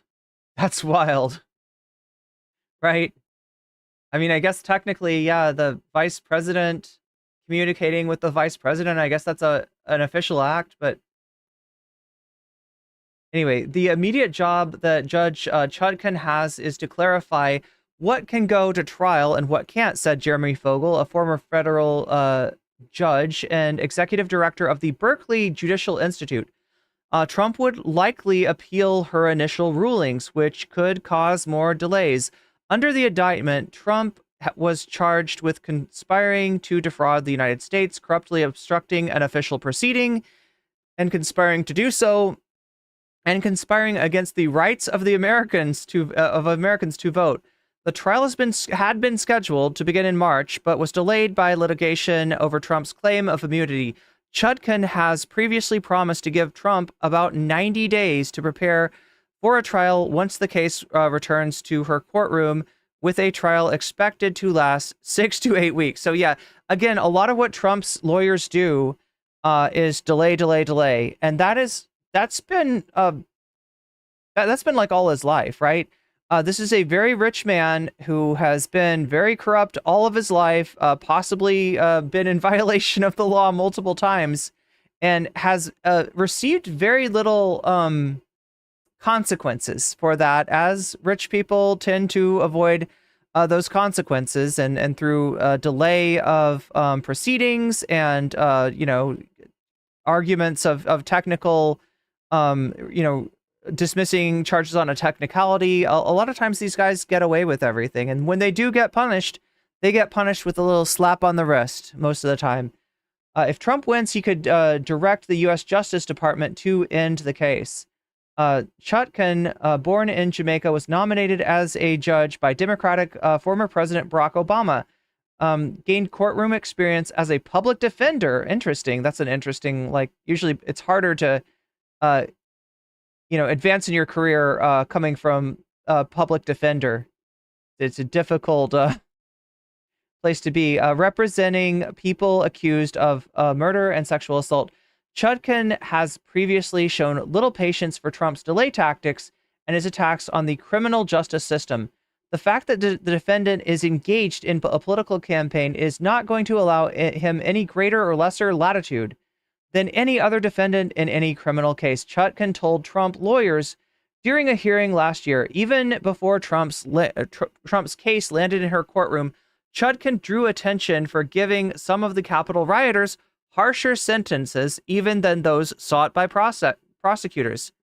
She's intense. She's brilliant. She's no nonsense, glazes Heather Shaner, a Washington criminal defense lawyer who has appeared before Chutkan. She doesn't countenance fools. Chutkan's remarks about the Capitol attack led to an unsuccessful effort by Trump's lawyers to remove her from the case. Trump last year called Chutkan biased and unfair. Chutkan swiftly rejected Trump's argument that he could not face prosecution for an official action he took as president, writing in December 2023, ruling that the U.S. president does not confer, the U.S. presidency does not confer a lifelong get-out-of-jail-free pass. But the Supreme Court found that the powers of the presidency require an expansive legal shield. Chutkan will have to apply those new guidelines to Trump's case. Chutkan will also will need to determine the impact of a separate Supreme Court ruling last week that raised the legal bar for federal obstruction charges against people involved in the Capitol attack. 2 of the 4 counts against Trump were brought under the same law. Prosecutors previously indicated they intend to move ahead with those charges in his case.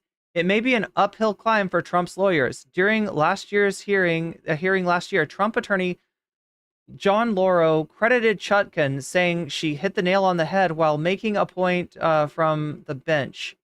That may be the last time you say that for a while, Chutkan responded, drawing laughs from the courtroom. So there we go. That is the case. Those are the new indictments against Trump. And lest you think we're done with our politics for the day, look what we got, chat. Leaked audio.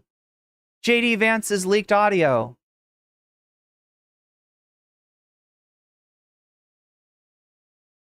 We got leaked audio here. Let me check back on the poll. Okay, so 41% of you want to see the new FD signifier video, the online left. 25% of you are interested in Ethan and Hassan's breakup finally explained. 24% of you in Elon's diaper situation, and only 10% of you in chat chooses violence. So that is where we're at right now. That is what we're dealing with right now. As far as the dono goal, though, that's the hanging point, because we are 1% of the way towards the dono goal. That means we're 99% away from the dono goal, and that's a bit of distance.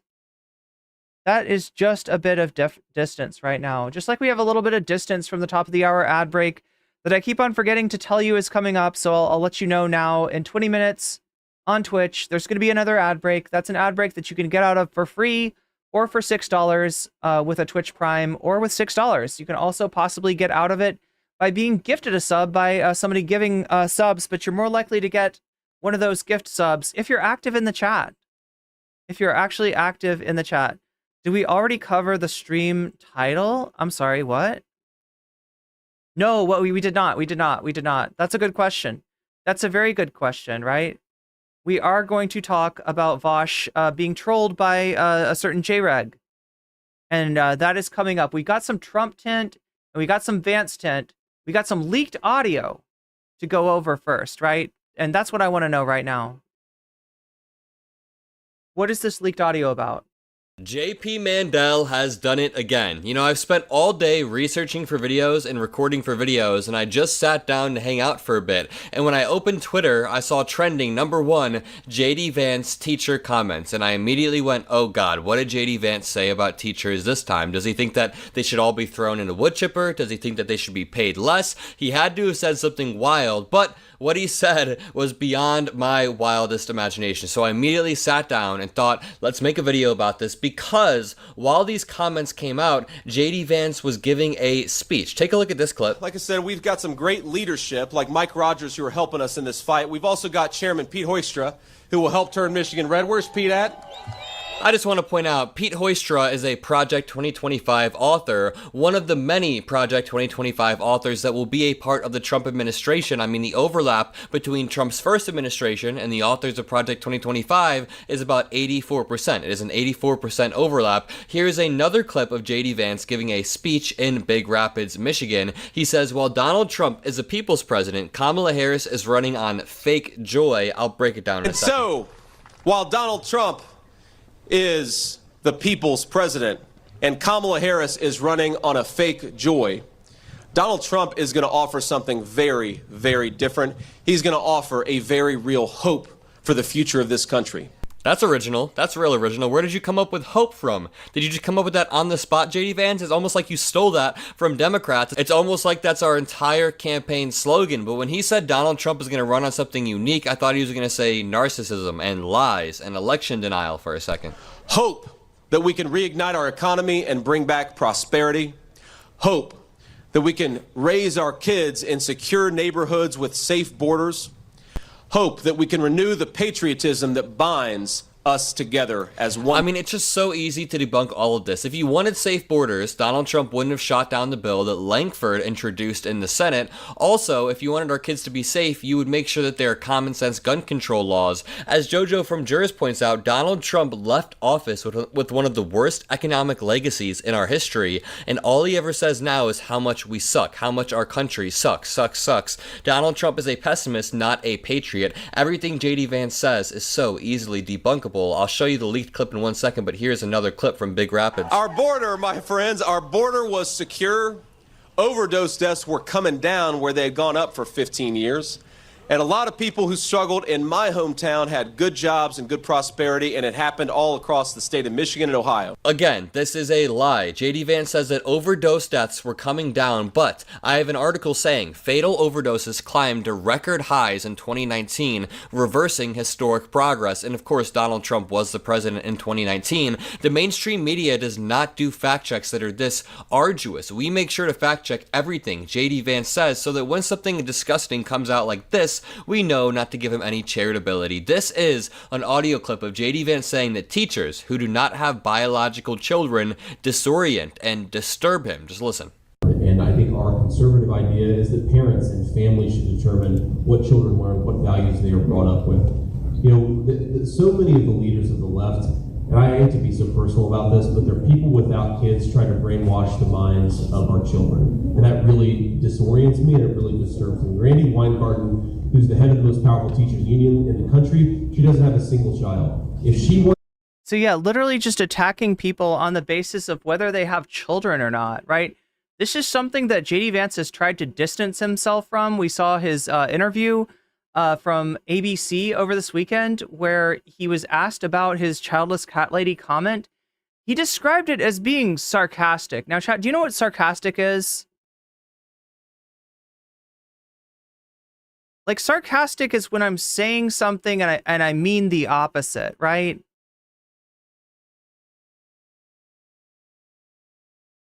So if I was going to be sarcastic about this butterfly clip, I would say that this is a really large butterfly, right? This is a really large butterfly clip. And this is a really small one, right? This is a really large, and you know what I mean? I'm saying the opposite of what I mean, right? That's what sarcasm is, right? Was JD Vance saying the opposite of what he means and saying that, like, childless cat ladies don't have enough power in our country? No. Right? Sarcasm would be like, oh, childless cat ladies have all the power in our country. Ha ha ha. Right? That's sarcasm. That's not what he fucking said. That's not what he said. You know, like he could say it's a joke, or he could say, you know, he could try to distance himself in some other way, or that, like, you know, he didn't. I don't know, but whatever. What he tried, he used sarcasm. He used sarcasm. It's definitely not sarcasm. To brainwash and destroy the minds of children, she should have some of her own and leave ours the hell alone. Again, this is very consistent with what JD Vance has said time and time again about women or about people who don't have children not having as much of a say. And I just want to say this also undermines other things JD Vance has said in the past. So he has said before that it's not personal. It's not a personal thing. But in this very clip, he says, I hate to be so personal about this. I hate to be so personal about this, but there are people without... He just said, I hate to be so personal about this. Then he gets incredibly personal. So anytime JD Vance says he's not trying to get personal, that is a complete lie. But again, the hatred and animosity that JD Vance has for people who have yet to have children, or for people who just can't have children for one reason or another, is absolutely sickening.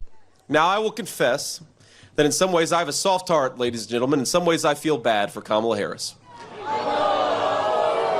They don't. See, that's sarcasm. That's sarcasm. But I'm not sure that this is a woman who knows what she actually believes. That is rich coming from the man who once said that Donald Trump is America's Hitler and now is his most ardent supporter. That is rich coming from the man who went to an elite university that now rails against those very elite universities. I mean, here are some examples of what JD Vance has said about Trump in the past. Quote, he might be America's Hitler. Quote, he might be a cynical asshole. He's cultural heroin. He's noxious and reprehensible. The wild thing about JD Vance is he used to have somewhat what? He used to have a certain level of self-awareness that he has completely lost, and now he just lies. Now he has this Trumpian way of going on, where we can go through every single one of his clips, and everything he says is a lie. That is why I'm so excited to hear him debate Tim Walz. Here's a clip of him talking about Tim Walz. He calls me weird, but then he lies about how his kids were conceived. Who does that? That's just the weirdest thing I've ever seen. Oh no, oh no. Concerned with how Tim Walz's kids were conceived, and where there's no proof that Tim Walz is lying at all. JD Vance's entire shtick is just undermining other people's lived experiences, whether they are... Well, I mean, they're really going after him because he used, like, in vitro to conceive his kids. A teacher, whether they are a woman with infertility. Well, yeah, they're trying to do this with this, and there's also a dog. I didn't cover this, chat, because I feel like it doesn't merit being covered. It is a ridiculous charge, but right-wingers, and I kid you not, are right now trying to imply that Tim Walz lied about his dog. Tim Walz petted his dog and took a picture and tweeted it. Okay, that's fine. And then he petted a different dog, and he tweeted that, and he mentions the name of his dog, which right-wingers are taking to be, he is saying that that is his dog, and yet this dog is beige, and this dog is black. How can it be the same dog? How can Schrodinger's dog be both black and beige at the same time? It doesn't make sense. Tim Walz, how could you elect him as vice president when he tweets out other people's dogs? Oh no, chat. Oh no. Fertility issues, whether they are Tim Walz serving in the military. All he does is undermine other people's lived experiences, and that is how MAGA trolls function. Here are people chanting, lock him up about Tim Walz. It's just disgusting. Lock him up for the dog thing? Wait, why would they lock him up? Disgusting escalation of rhetoric. Where is this coming from? I don't understand. Walz, Kamala Harris not only chooses to stand by this man, because in spite of his... Lock him up for taking his students on China trips? She actually chose him to become her vice president to begin with. Because he's awesome. Now, while we're on the subject... Why would they lock him up? I don't understand. Something else at her convention. She said, and I don't know if you paid attention here, she said there are going to be extremely serious consequences for voting for Donald Trump. Now, Kamala, I've got two responses to that. First of all, that is not a very presidential thing to say. Is she the vice president or the vice principal? Warning about very serious consequences. Good one, JD Vance. Donald Trump is the one who can't go 1 second without throwing a temper tantrum on Truth Social, where he's talking about crooked, crazy people, radical leftists. I mean, Donald Trump is the one who can't be presidential for 5 seconds, and that is exactly why his team wants the mics muted during the debate. Also, wait, what did she say again? Presidential thing to say. Is she the vice president or the vice principal? Warning about very serious consequences. Good one. Just like I gotta warn about very serious consequences if you act the fool in chat, right? JD Vance. Donald Trump is the one who can't go one... There will be some very serious consequences, and they may involve both a gulag and an archipelago. Second without throwing a temper tantrum on Truth Social, where he's talking about crooked, crazy people, radical leftists. I mean, Donald Trump is the one who can't be presidential for 5 seconds, and that is exactly why his team wants the mics muted during the debate. Also, the fact that a crowd member chanted lock him up about Tim Walz, who is one of the sweetest people ever, I mean, that is the definition of weaponizing your... No, but I really want to know what's going through their minds, right? What are they... Is this just something you say about your opponents now? Seriously, the Trump people, they have fulfilled their prophecy, right? They said that, like, Donald Trump or the Biden's going after his political enemies, like that he's trying to lock people up just because they are opposing him politically. And here you have, look, with Hillary, you know, there was the emails thing. I guess you could think that, like, you know, she did some kind of crime and the FBI just, like, let it go somehow. I don't know. So there's a rationale there, you know, when they talk about Joe Biden and they try to link him to Hunter Biden and all this Burisma stuff, right? There's at least like a charge, or there's some kind of crime that they're talking about, right? So lock him up, kind of, you know, I mean, you have to really believe some unbelievable stuff, but I mean, I understand what the mental process is here. I don't understand the mental process for locking up Tim Walz. I don't understand what they think that Tim Walz did that was against the law. The dog thing was Tim with his Republican doing Oh, they're doing an Uno reverse card on Twitter. People were laughing at how JD Vance clearly never tweeted or walked that dog he showed up with before. Well, look, the bar is high for dogs, Alexander, and I'm glad you brought that up to kind of add a little bit to our picture of the situation, right? But the dog thing, the bar is high, all right, as far as crimes involving dog. We got Kristi Noem unaliving a dog, taking a dog out, using her stand to destroy the dog, which is the hand, right? She just whoosh, no more dog. She gets rid of the dog. She annihilates the dog, right? So the bar's kind of high, right? As far as like what is actually like a bad. I think tweeting somebody else's dog, not really a crime, and whatever people are saying about like JD Vance's dog. What is it? Never tweeted or walked that dog he showed up with ever. Oh, so he's got a dog that's just for his campaign, kind of. Is that the deal? Yeah, stolen valor. Well, stolen valor when it comes to dogs, right, Walter Greenwood? That's what you're talking about. He's stealing the valor of a pet owner, right? Saying, I am the pet owner of this beautiful dog, and he's not.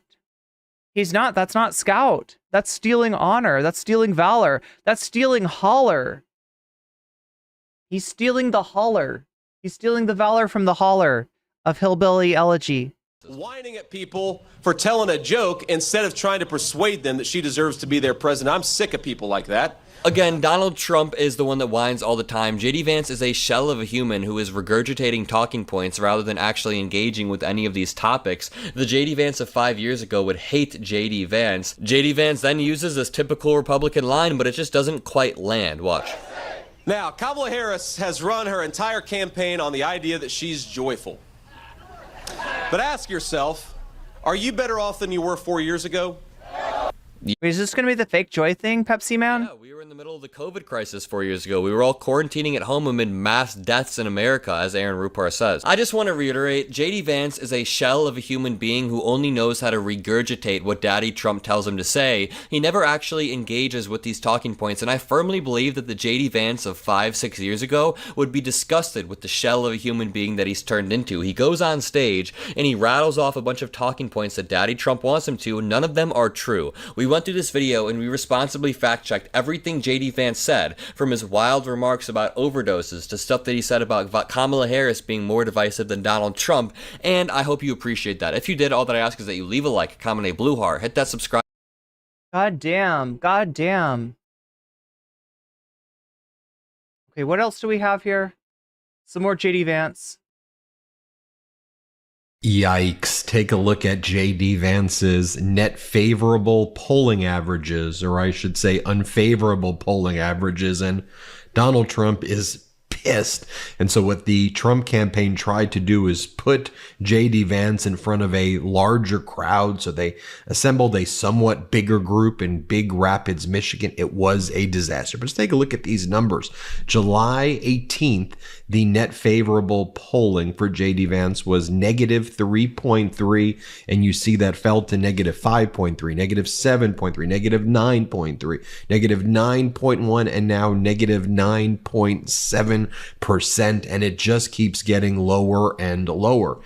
And just take a look. Here's why. This guy is weird and creepy. You know, he's given this speech in Big Rapids. He's wearing the eyeliner, and he tries to make some strange joke about Pokemon cards. Here, play this clip. He is, I will say, the best grandmother that my kids could ask for. They are 7, 4, and 2.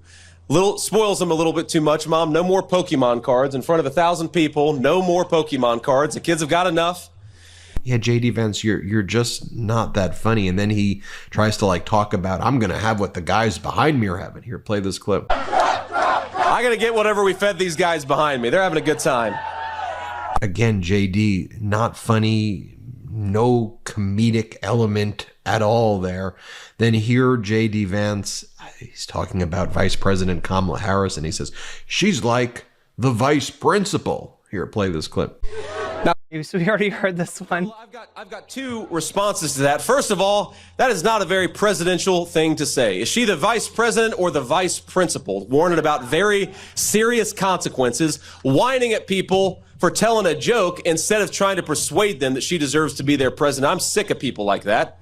What? I mean, The only very serious consequences I've got to warn you about is the consequence of not having a sub on Twitch when the ad break hits, which is in about 2 minutes, right? If you don't have that ad break, if you don't have that sub, you will experience 3 minutes of unskippable ads. That's not like YouTube ads where you can skip them. It's like an ad that you can't skip, but you can skip them. You can skip them. There's a particular way though. You got to hook up your Prime to Twitch if you've got Prime, and you can do it for free. Or you can pay $6 to Twitch to get out of the ads for an entire month, right? You could also possibly be gifted a sub. That can happen. That does happen, but it's more likely to happen if you're active in the chat, right? But look, chat, I warned you about the consequences of not having a sub on Twitch when the ad break happens in a minute or two. There's also consequences for not hitting the dono goal, which we're 99% away from that right now. And the consequences is that whatever content you were counting on, let's say that you went in the poll and you voted for the new FD signifier video, the online left, and you were thinking, I'm gonna get to watch Irene react to that, right? If we don't drive that dono goal forward to 100%, I'm never gonna react to it, and you're gonna be like, wait, is the stream over? What's going on? What's going on? Where's the FD signifier? The FD signifier, right? It doesn't happen without the dono goal being advanced to 100%. So that is definitely a consequence that should be thought about. You can also add percentages to the topic of your choice when you donate. So let's say you do a super chat or super sticker. Let's say that you donate memberships on YouTube, or you sign up for the Patreon, or you donate to the throne, or you get one of those subs on Twitch so that you don't have to see the ad break. You get to tell me where to put your money as a percentage, right? Where to put your donation as a percentage and apply it to the subject of your choice. So let's say you don't like the FD signifier video. You've already seen it. You've already seen people react to it. You don't want to see it again. You want to know about Ethan and Hassan and their breakup, and what is the explanation? What is the reason? Why did they break up, right? You can say that, right? And I'll literally add percentages to that. So if you don't like where the poll is going, there are remedies, and they very much feel like money in politics. One of the ways you can get money out of politics, though, is by saying Vox Populi. And literally what you do there is you undermine all the donors that thought that they were going to get me to do something else. They were like, chat chooses violence. Let's choose that one, right? And you're like, and you donate and you say Vox Populi.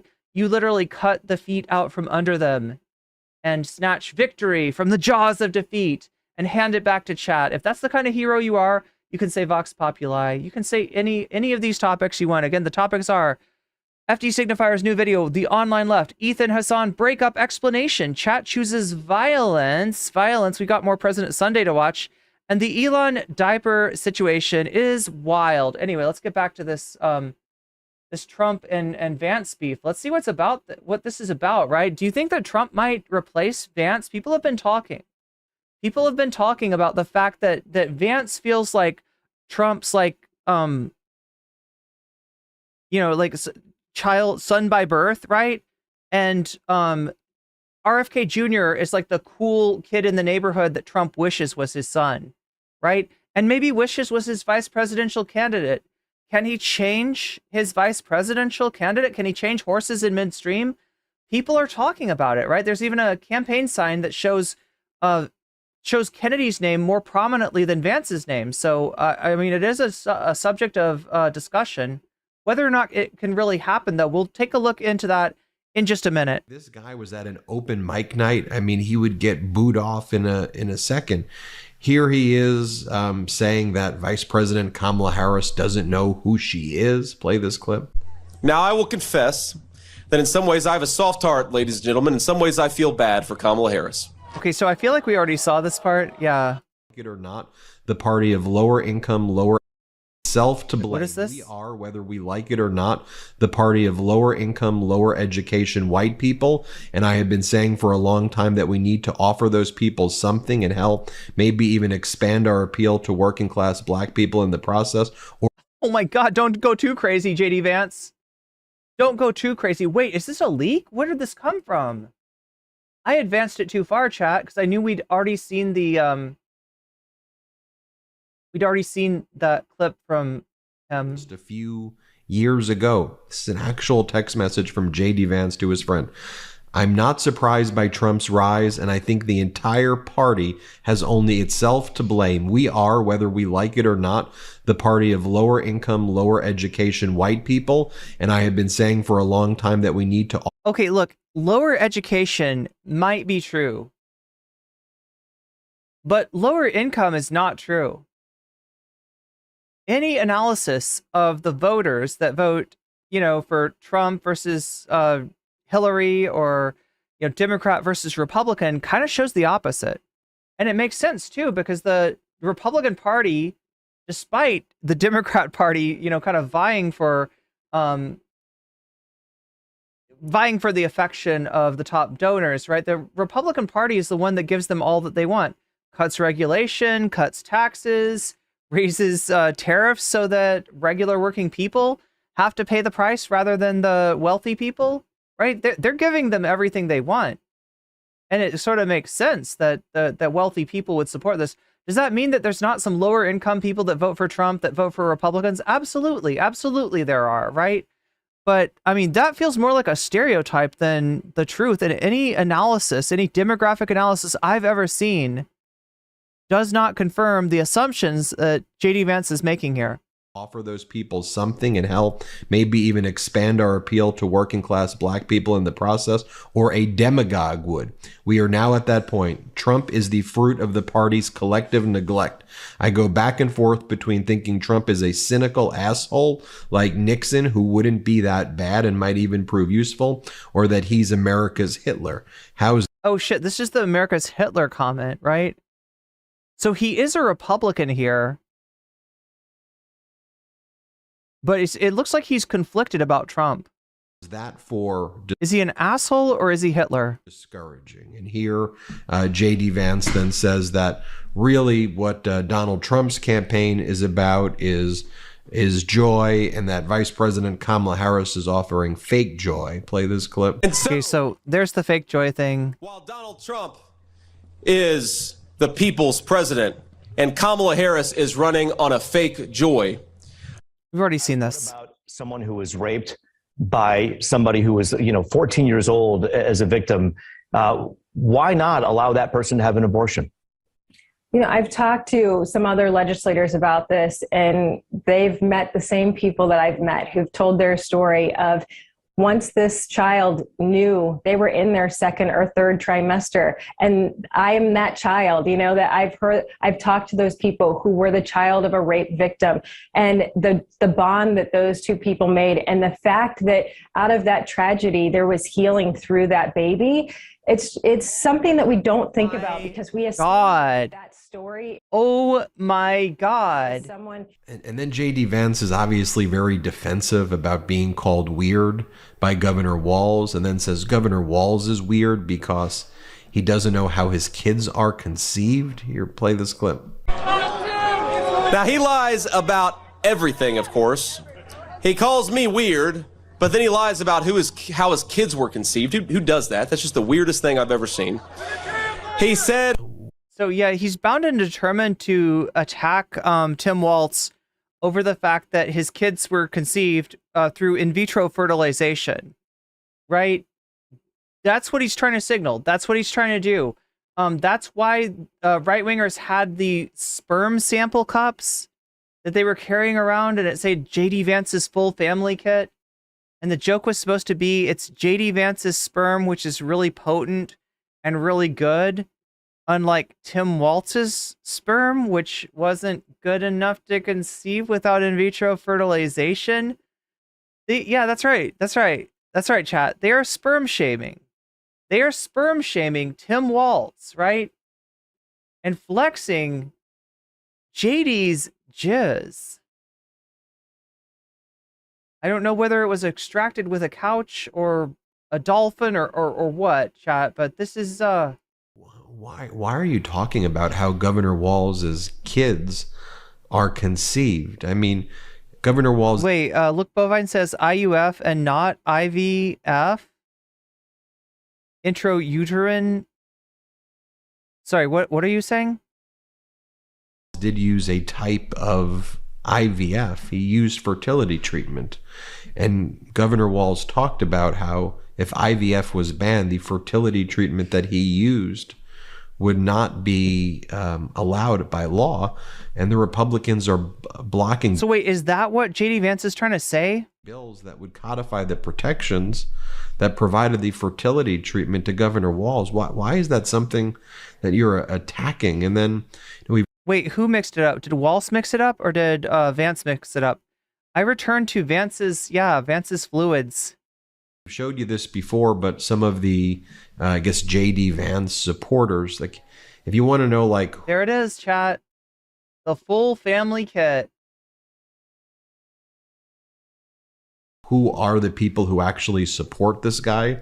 They're those people ones bringing these like little cases of JD Vance's semen with them, like fake semen, obviously, to these. I mean, we hope to these speeches, and they bring them, and they're like, "Here's." Are you sure that Waltz mixed it up, or is it possible that, like the person was saying, it's in fact IUF, not IVF?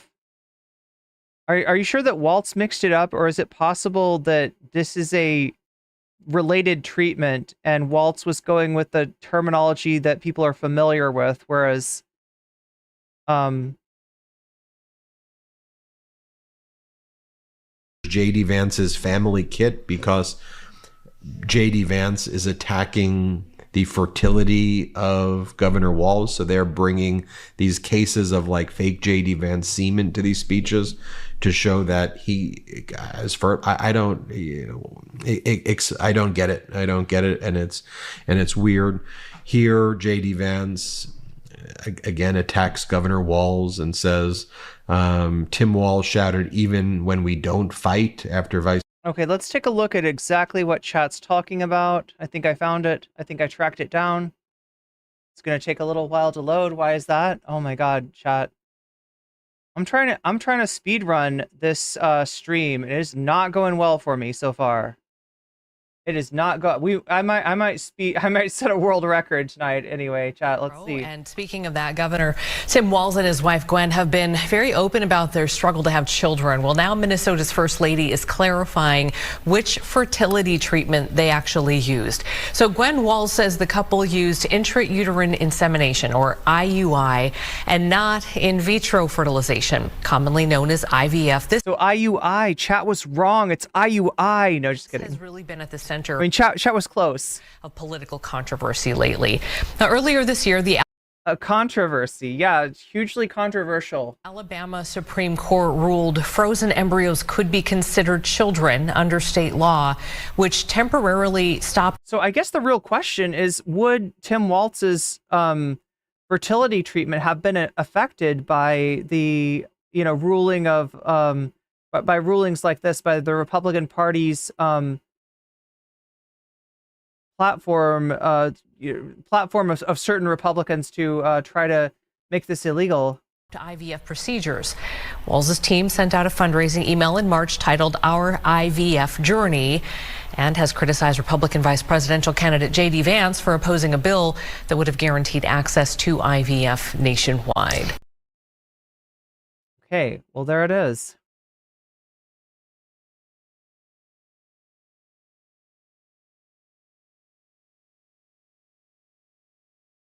I did find it. Anyway. President Kamala Harris said, "When we fight, we win." Here, play this clip. I just saw that. Did you see Kamala's convention speech? Well, that was smart of you for not seeing it, but I'm in this business. I have to. Now, Kamala Harris said, "When we fight, we win." This is one of her favorite taglines. And I don't know if you saw it, but then Tim Walz stood up and shouted, "And even when we don't fight." That's what Tim Walz said.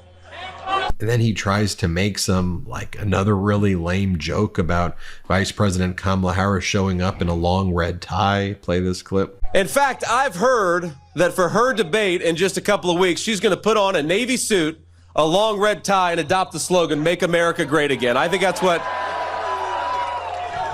But we're not going to... Yeah, this is some really kind of pathetic and just overall very, very weird stuff, folks. And so no wonder, if you noticed, all the MAGA people are trying to kind of push JD Vance out as well. It says now it's Trump, Vance, Kennedy, and they emphasize the Kennedy. By the way, just take a look at the front page of Drudge right now. Are MAGA rallies backfiring? Is cable news covering up his crazy? Yeah, it's another Drudge W right there. This time she, Vice President Kamala Harris, is the one driving the ratings. Also this piece from The Guardian here. Are Trump's campaign rallies energizing his base or sowing doubt? Right there. I could just tell you, based on this JD Vance stuff right here, clearly sowing doubt. It's Donald Trump. Look at what he's posting today, Donald Trump.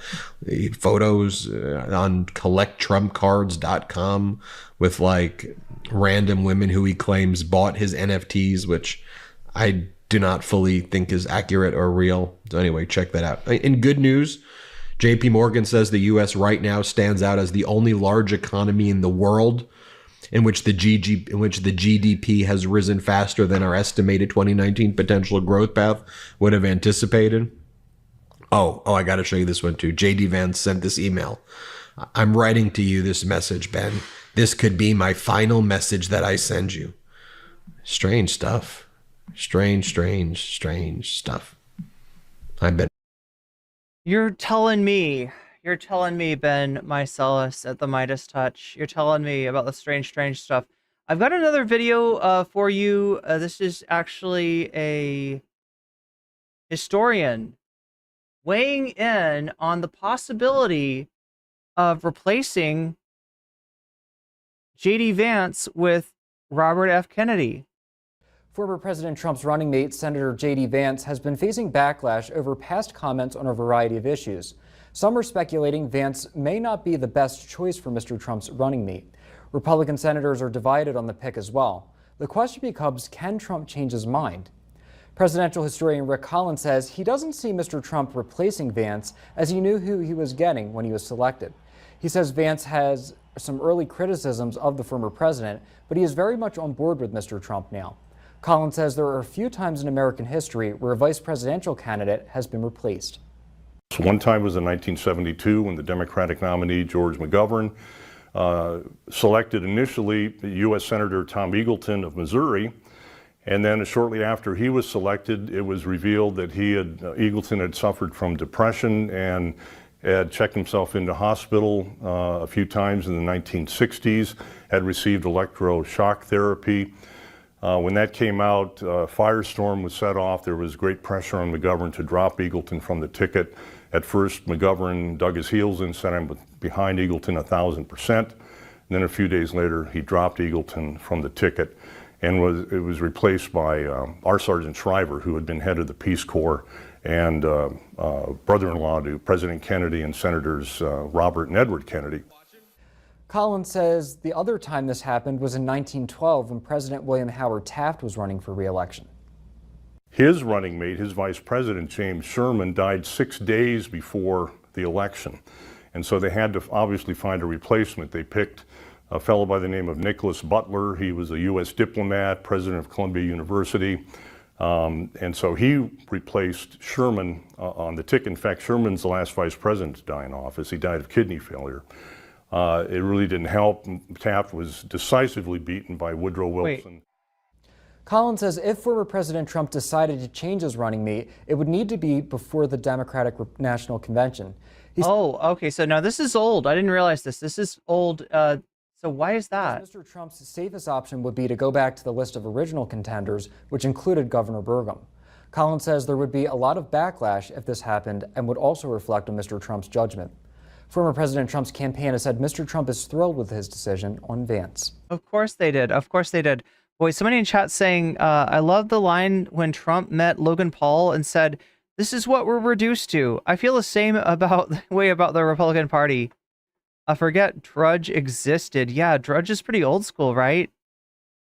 I don't know how relevant it is anymore. Pretty sure the Pope said years ago that the Roman Catholic Church is fine with IVF, and then Look Bovine Googles it and says the Catholic Church officially opposes in vitro fertilization, or IVF, and the Catechism of the Catholic Church states that IVF is morally unacceptable. Okay, so get the comfy chair. The comfy chair hasn't arrived, chat. I'm still waiting for the comfy chair to arrive. Did you miss the Vaush lore? You did not. You did not. We're gonna talk about Vaush a little later on tonight.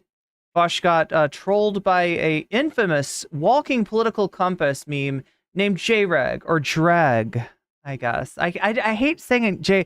I feel like I'm being trolled when I say, it's like saying X, right? I don't say X because that's like Elon trolling me. It's Twitter, right? And I don't say jReg because it's like jReg trolling me. It's jReg. I don't care how many times he pronounces it jReg. I feel like it's got to be jReg. It's got to be jReg. And yeah, indeed, jReg was mixing and, and hanging out with the progressive victory people in the worst faith possible. He literally did that canvassing for Jamal Bowman in order to make a video making fun of progressive victory. And I mean, look, it wouldn't be a big deal because, yeah, the Joker's going to laugh at you. jReg is a Joker. Joker laughs. The Joker's going to laugh at you, right? That's going to happen. It's not that big of a deal. What it shows, though, is horrible judgment. Horrible judgment, horrible gatekeeping, which, yeah, you probably, if you're, a political PAC organizing things like canvassing, you probably do need to do a little gatekeeping. You probably want to make sure that jReg is not, sneaking in to fucking meme on you. And it says bad things about the organization. It says bad things about their ability to recognize when they are being fucking made fun of. And that's what jReg was doing in there. Every single bit of jReg's presence in there was meant to ridicule and make fun of. And I can't imagine that he was doing a lot of good in terms of the actual canvassing itself. So we'll take a look into that a little bit later. What else do we have in terms of this? I do have more. Okay, so is JD Vance going to be replaced? That's the question that everybody's asking. Now that's a month old as well, right? So a lot of these videos that I'm finding about him possibly being replaced are from a while ago. It may be too late. It may be too late. Look, I think this was the pick that Trump was going to make if he felt confident of victory in November. You and I discussed this. There were picks that were more unifying in terms of bringing the entire Republican Party together, including the old guard Reagan wing, whose votes matter. And then there were votes that were more geared toward where the party has gone under Trump. Vance is that pick. And I think the only issue with his comments is that if your goal is to persuade, and as Haley Barbour, famous RNC chairman, likes to say, grow the party, then you want to persuade and make everybody feel as though you're speaking to them. Sarcasm doesn't work in that case. Well, did the campaign know about this stuff? Had they figured this out in the vet and calculated it into their decision? Well, the Trump campaign certainly did their vetting process, and they chose JD, as they should. He's a wonderful candidate to be on the ticket with President Trump this election cycle. And I'll just say this. The people that are voting for President Trump, they love that sarcasm. That's what they live on. And so I think it's no surprise that you'll get a little bit of that from JD. And the media smear campaign against him has been going since the day we announced he would be on the ticket. That's not a surprise either. So, the Democrats this week have spent their time trying to dismiss the border czar title from Harris's background. We know that she has to claim that, just like she has to claim the entire Biden-Harris record as her own. They had a huge problem in the beginning of their ticket as well. So yeah, this is just a look back at a month ago, and the fact that this discussion was actually going on a month ago, just like it's going on now. Without even a possible replacement. Now they're talking about Burgum as that was the person that was mentioned as being a replacement for JD Vance. I feel like Nikki Haley, Glenn Youngkin. there's a number of people that would probably benefit the Trump campaign to replace JD Vance with. However, as was said, you know, it would also ruffle some feathers too, not the least of which being Peter Thiel's, JD Vance's paymaster, JD Vance's Silicon Valley, you know, okay, let's try to find a better term for this than that. Former boss and potential, you know, person that JD Vance is kind of working on behalf of, represents in terms of an emissary to the Trump campaign. And the reason very likely that Donald Trump chose JD Vance because of his closeness to Peter Thiel. Her numbers were very, very low. So, you know, this is not something that is unusual for a ticket. Yeah, and to be fair, that all of a sudden when you get on the primetime stage, it gets a little bit different, David. You and I both see this. And running for Senate is way different than running for president in a general election. Anthony Scaramucci, did you guys work together at the White House? We did not. He was only there for 10 days. 10 days. Well, or 2 years. Right. I was there for 3 years. One Scaramucci. Here he was on CNN. He may or may not make it to November 5th, JD Vance. You think Trump could maybe replace him? I do, yes. I mean, that's what The Apprentice is all about, Caitlin. Of course, I've had that experience with Donald Trump. I do think he could. It's just a question of how many Scaramucci's JD is going to last. Oh, God. David, this has not. I mean, I think that's silly. On the one hand, you never put anything past Donald Trump. On the other hand, we have seen vice presidential picks come roaring out of the gate only to have troubles later. Sarah Palin is one such example. JD Vance, as you just mentioned, he ran in a red state. The toughest race he had was really a Republican primary.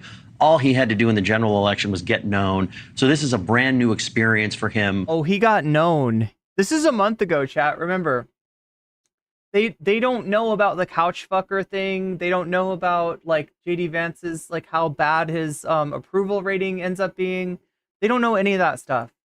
He has an opportunity to get his sea legs under him. And once he does, let's see how he does. He appeared on the debate stage in those. He got those sea legs, all right. He got those Mountain Dew legs. Senate primary debates to be very adept, very canny. And all it's going to take is one good debate to make everybody eat their words. Ultimately, this race is about Donald Trump versus the vice president. Some people may want to scapegoat JD Vance as the problem. But if there's any problem in this campaign, if there's a problem, and I'm not saying there is, I'm not saying there's a problem. I'm just saying if there's a problem. All about the top of the ticket. It's not about the running mate. I think you and I can both agree, though, or maybe all three of us can. Or it could be both. That the races we all saw it a week ago, this would be Friday night after the RNC, after Donald Trump's speech, on and on and on, looked vastly different and vastly better for Donald Trump than it does right now. Well, that started arguably after the CNN debate, right? So you saw a rise with all of the support of the Trump ticket, even before we made the announcement with JD added to it. So I think we're going to see a lot more of that. But of course, Harris is going to have a little bump as soon as the announcement came. They really haven't had a candidate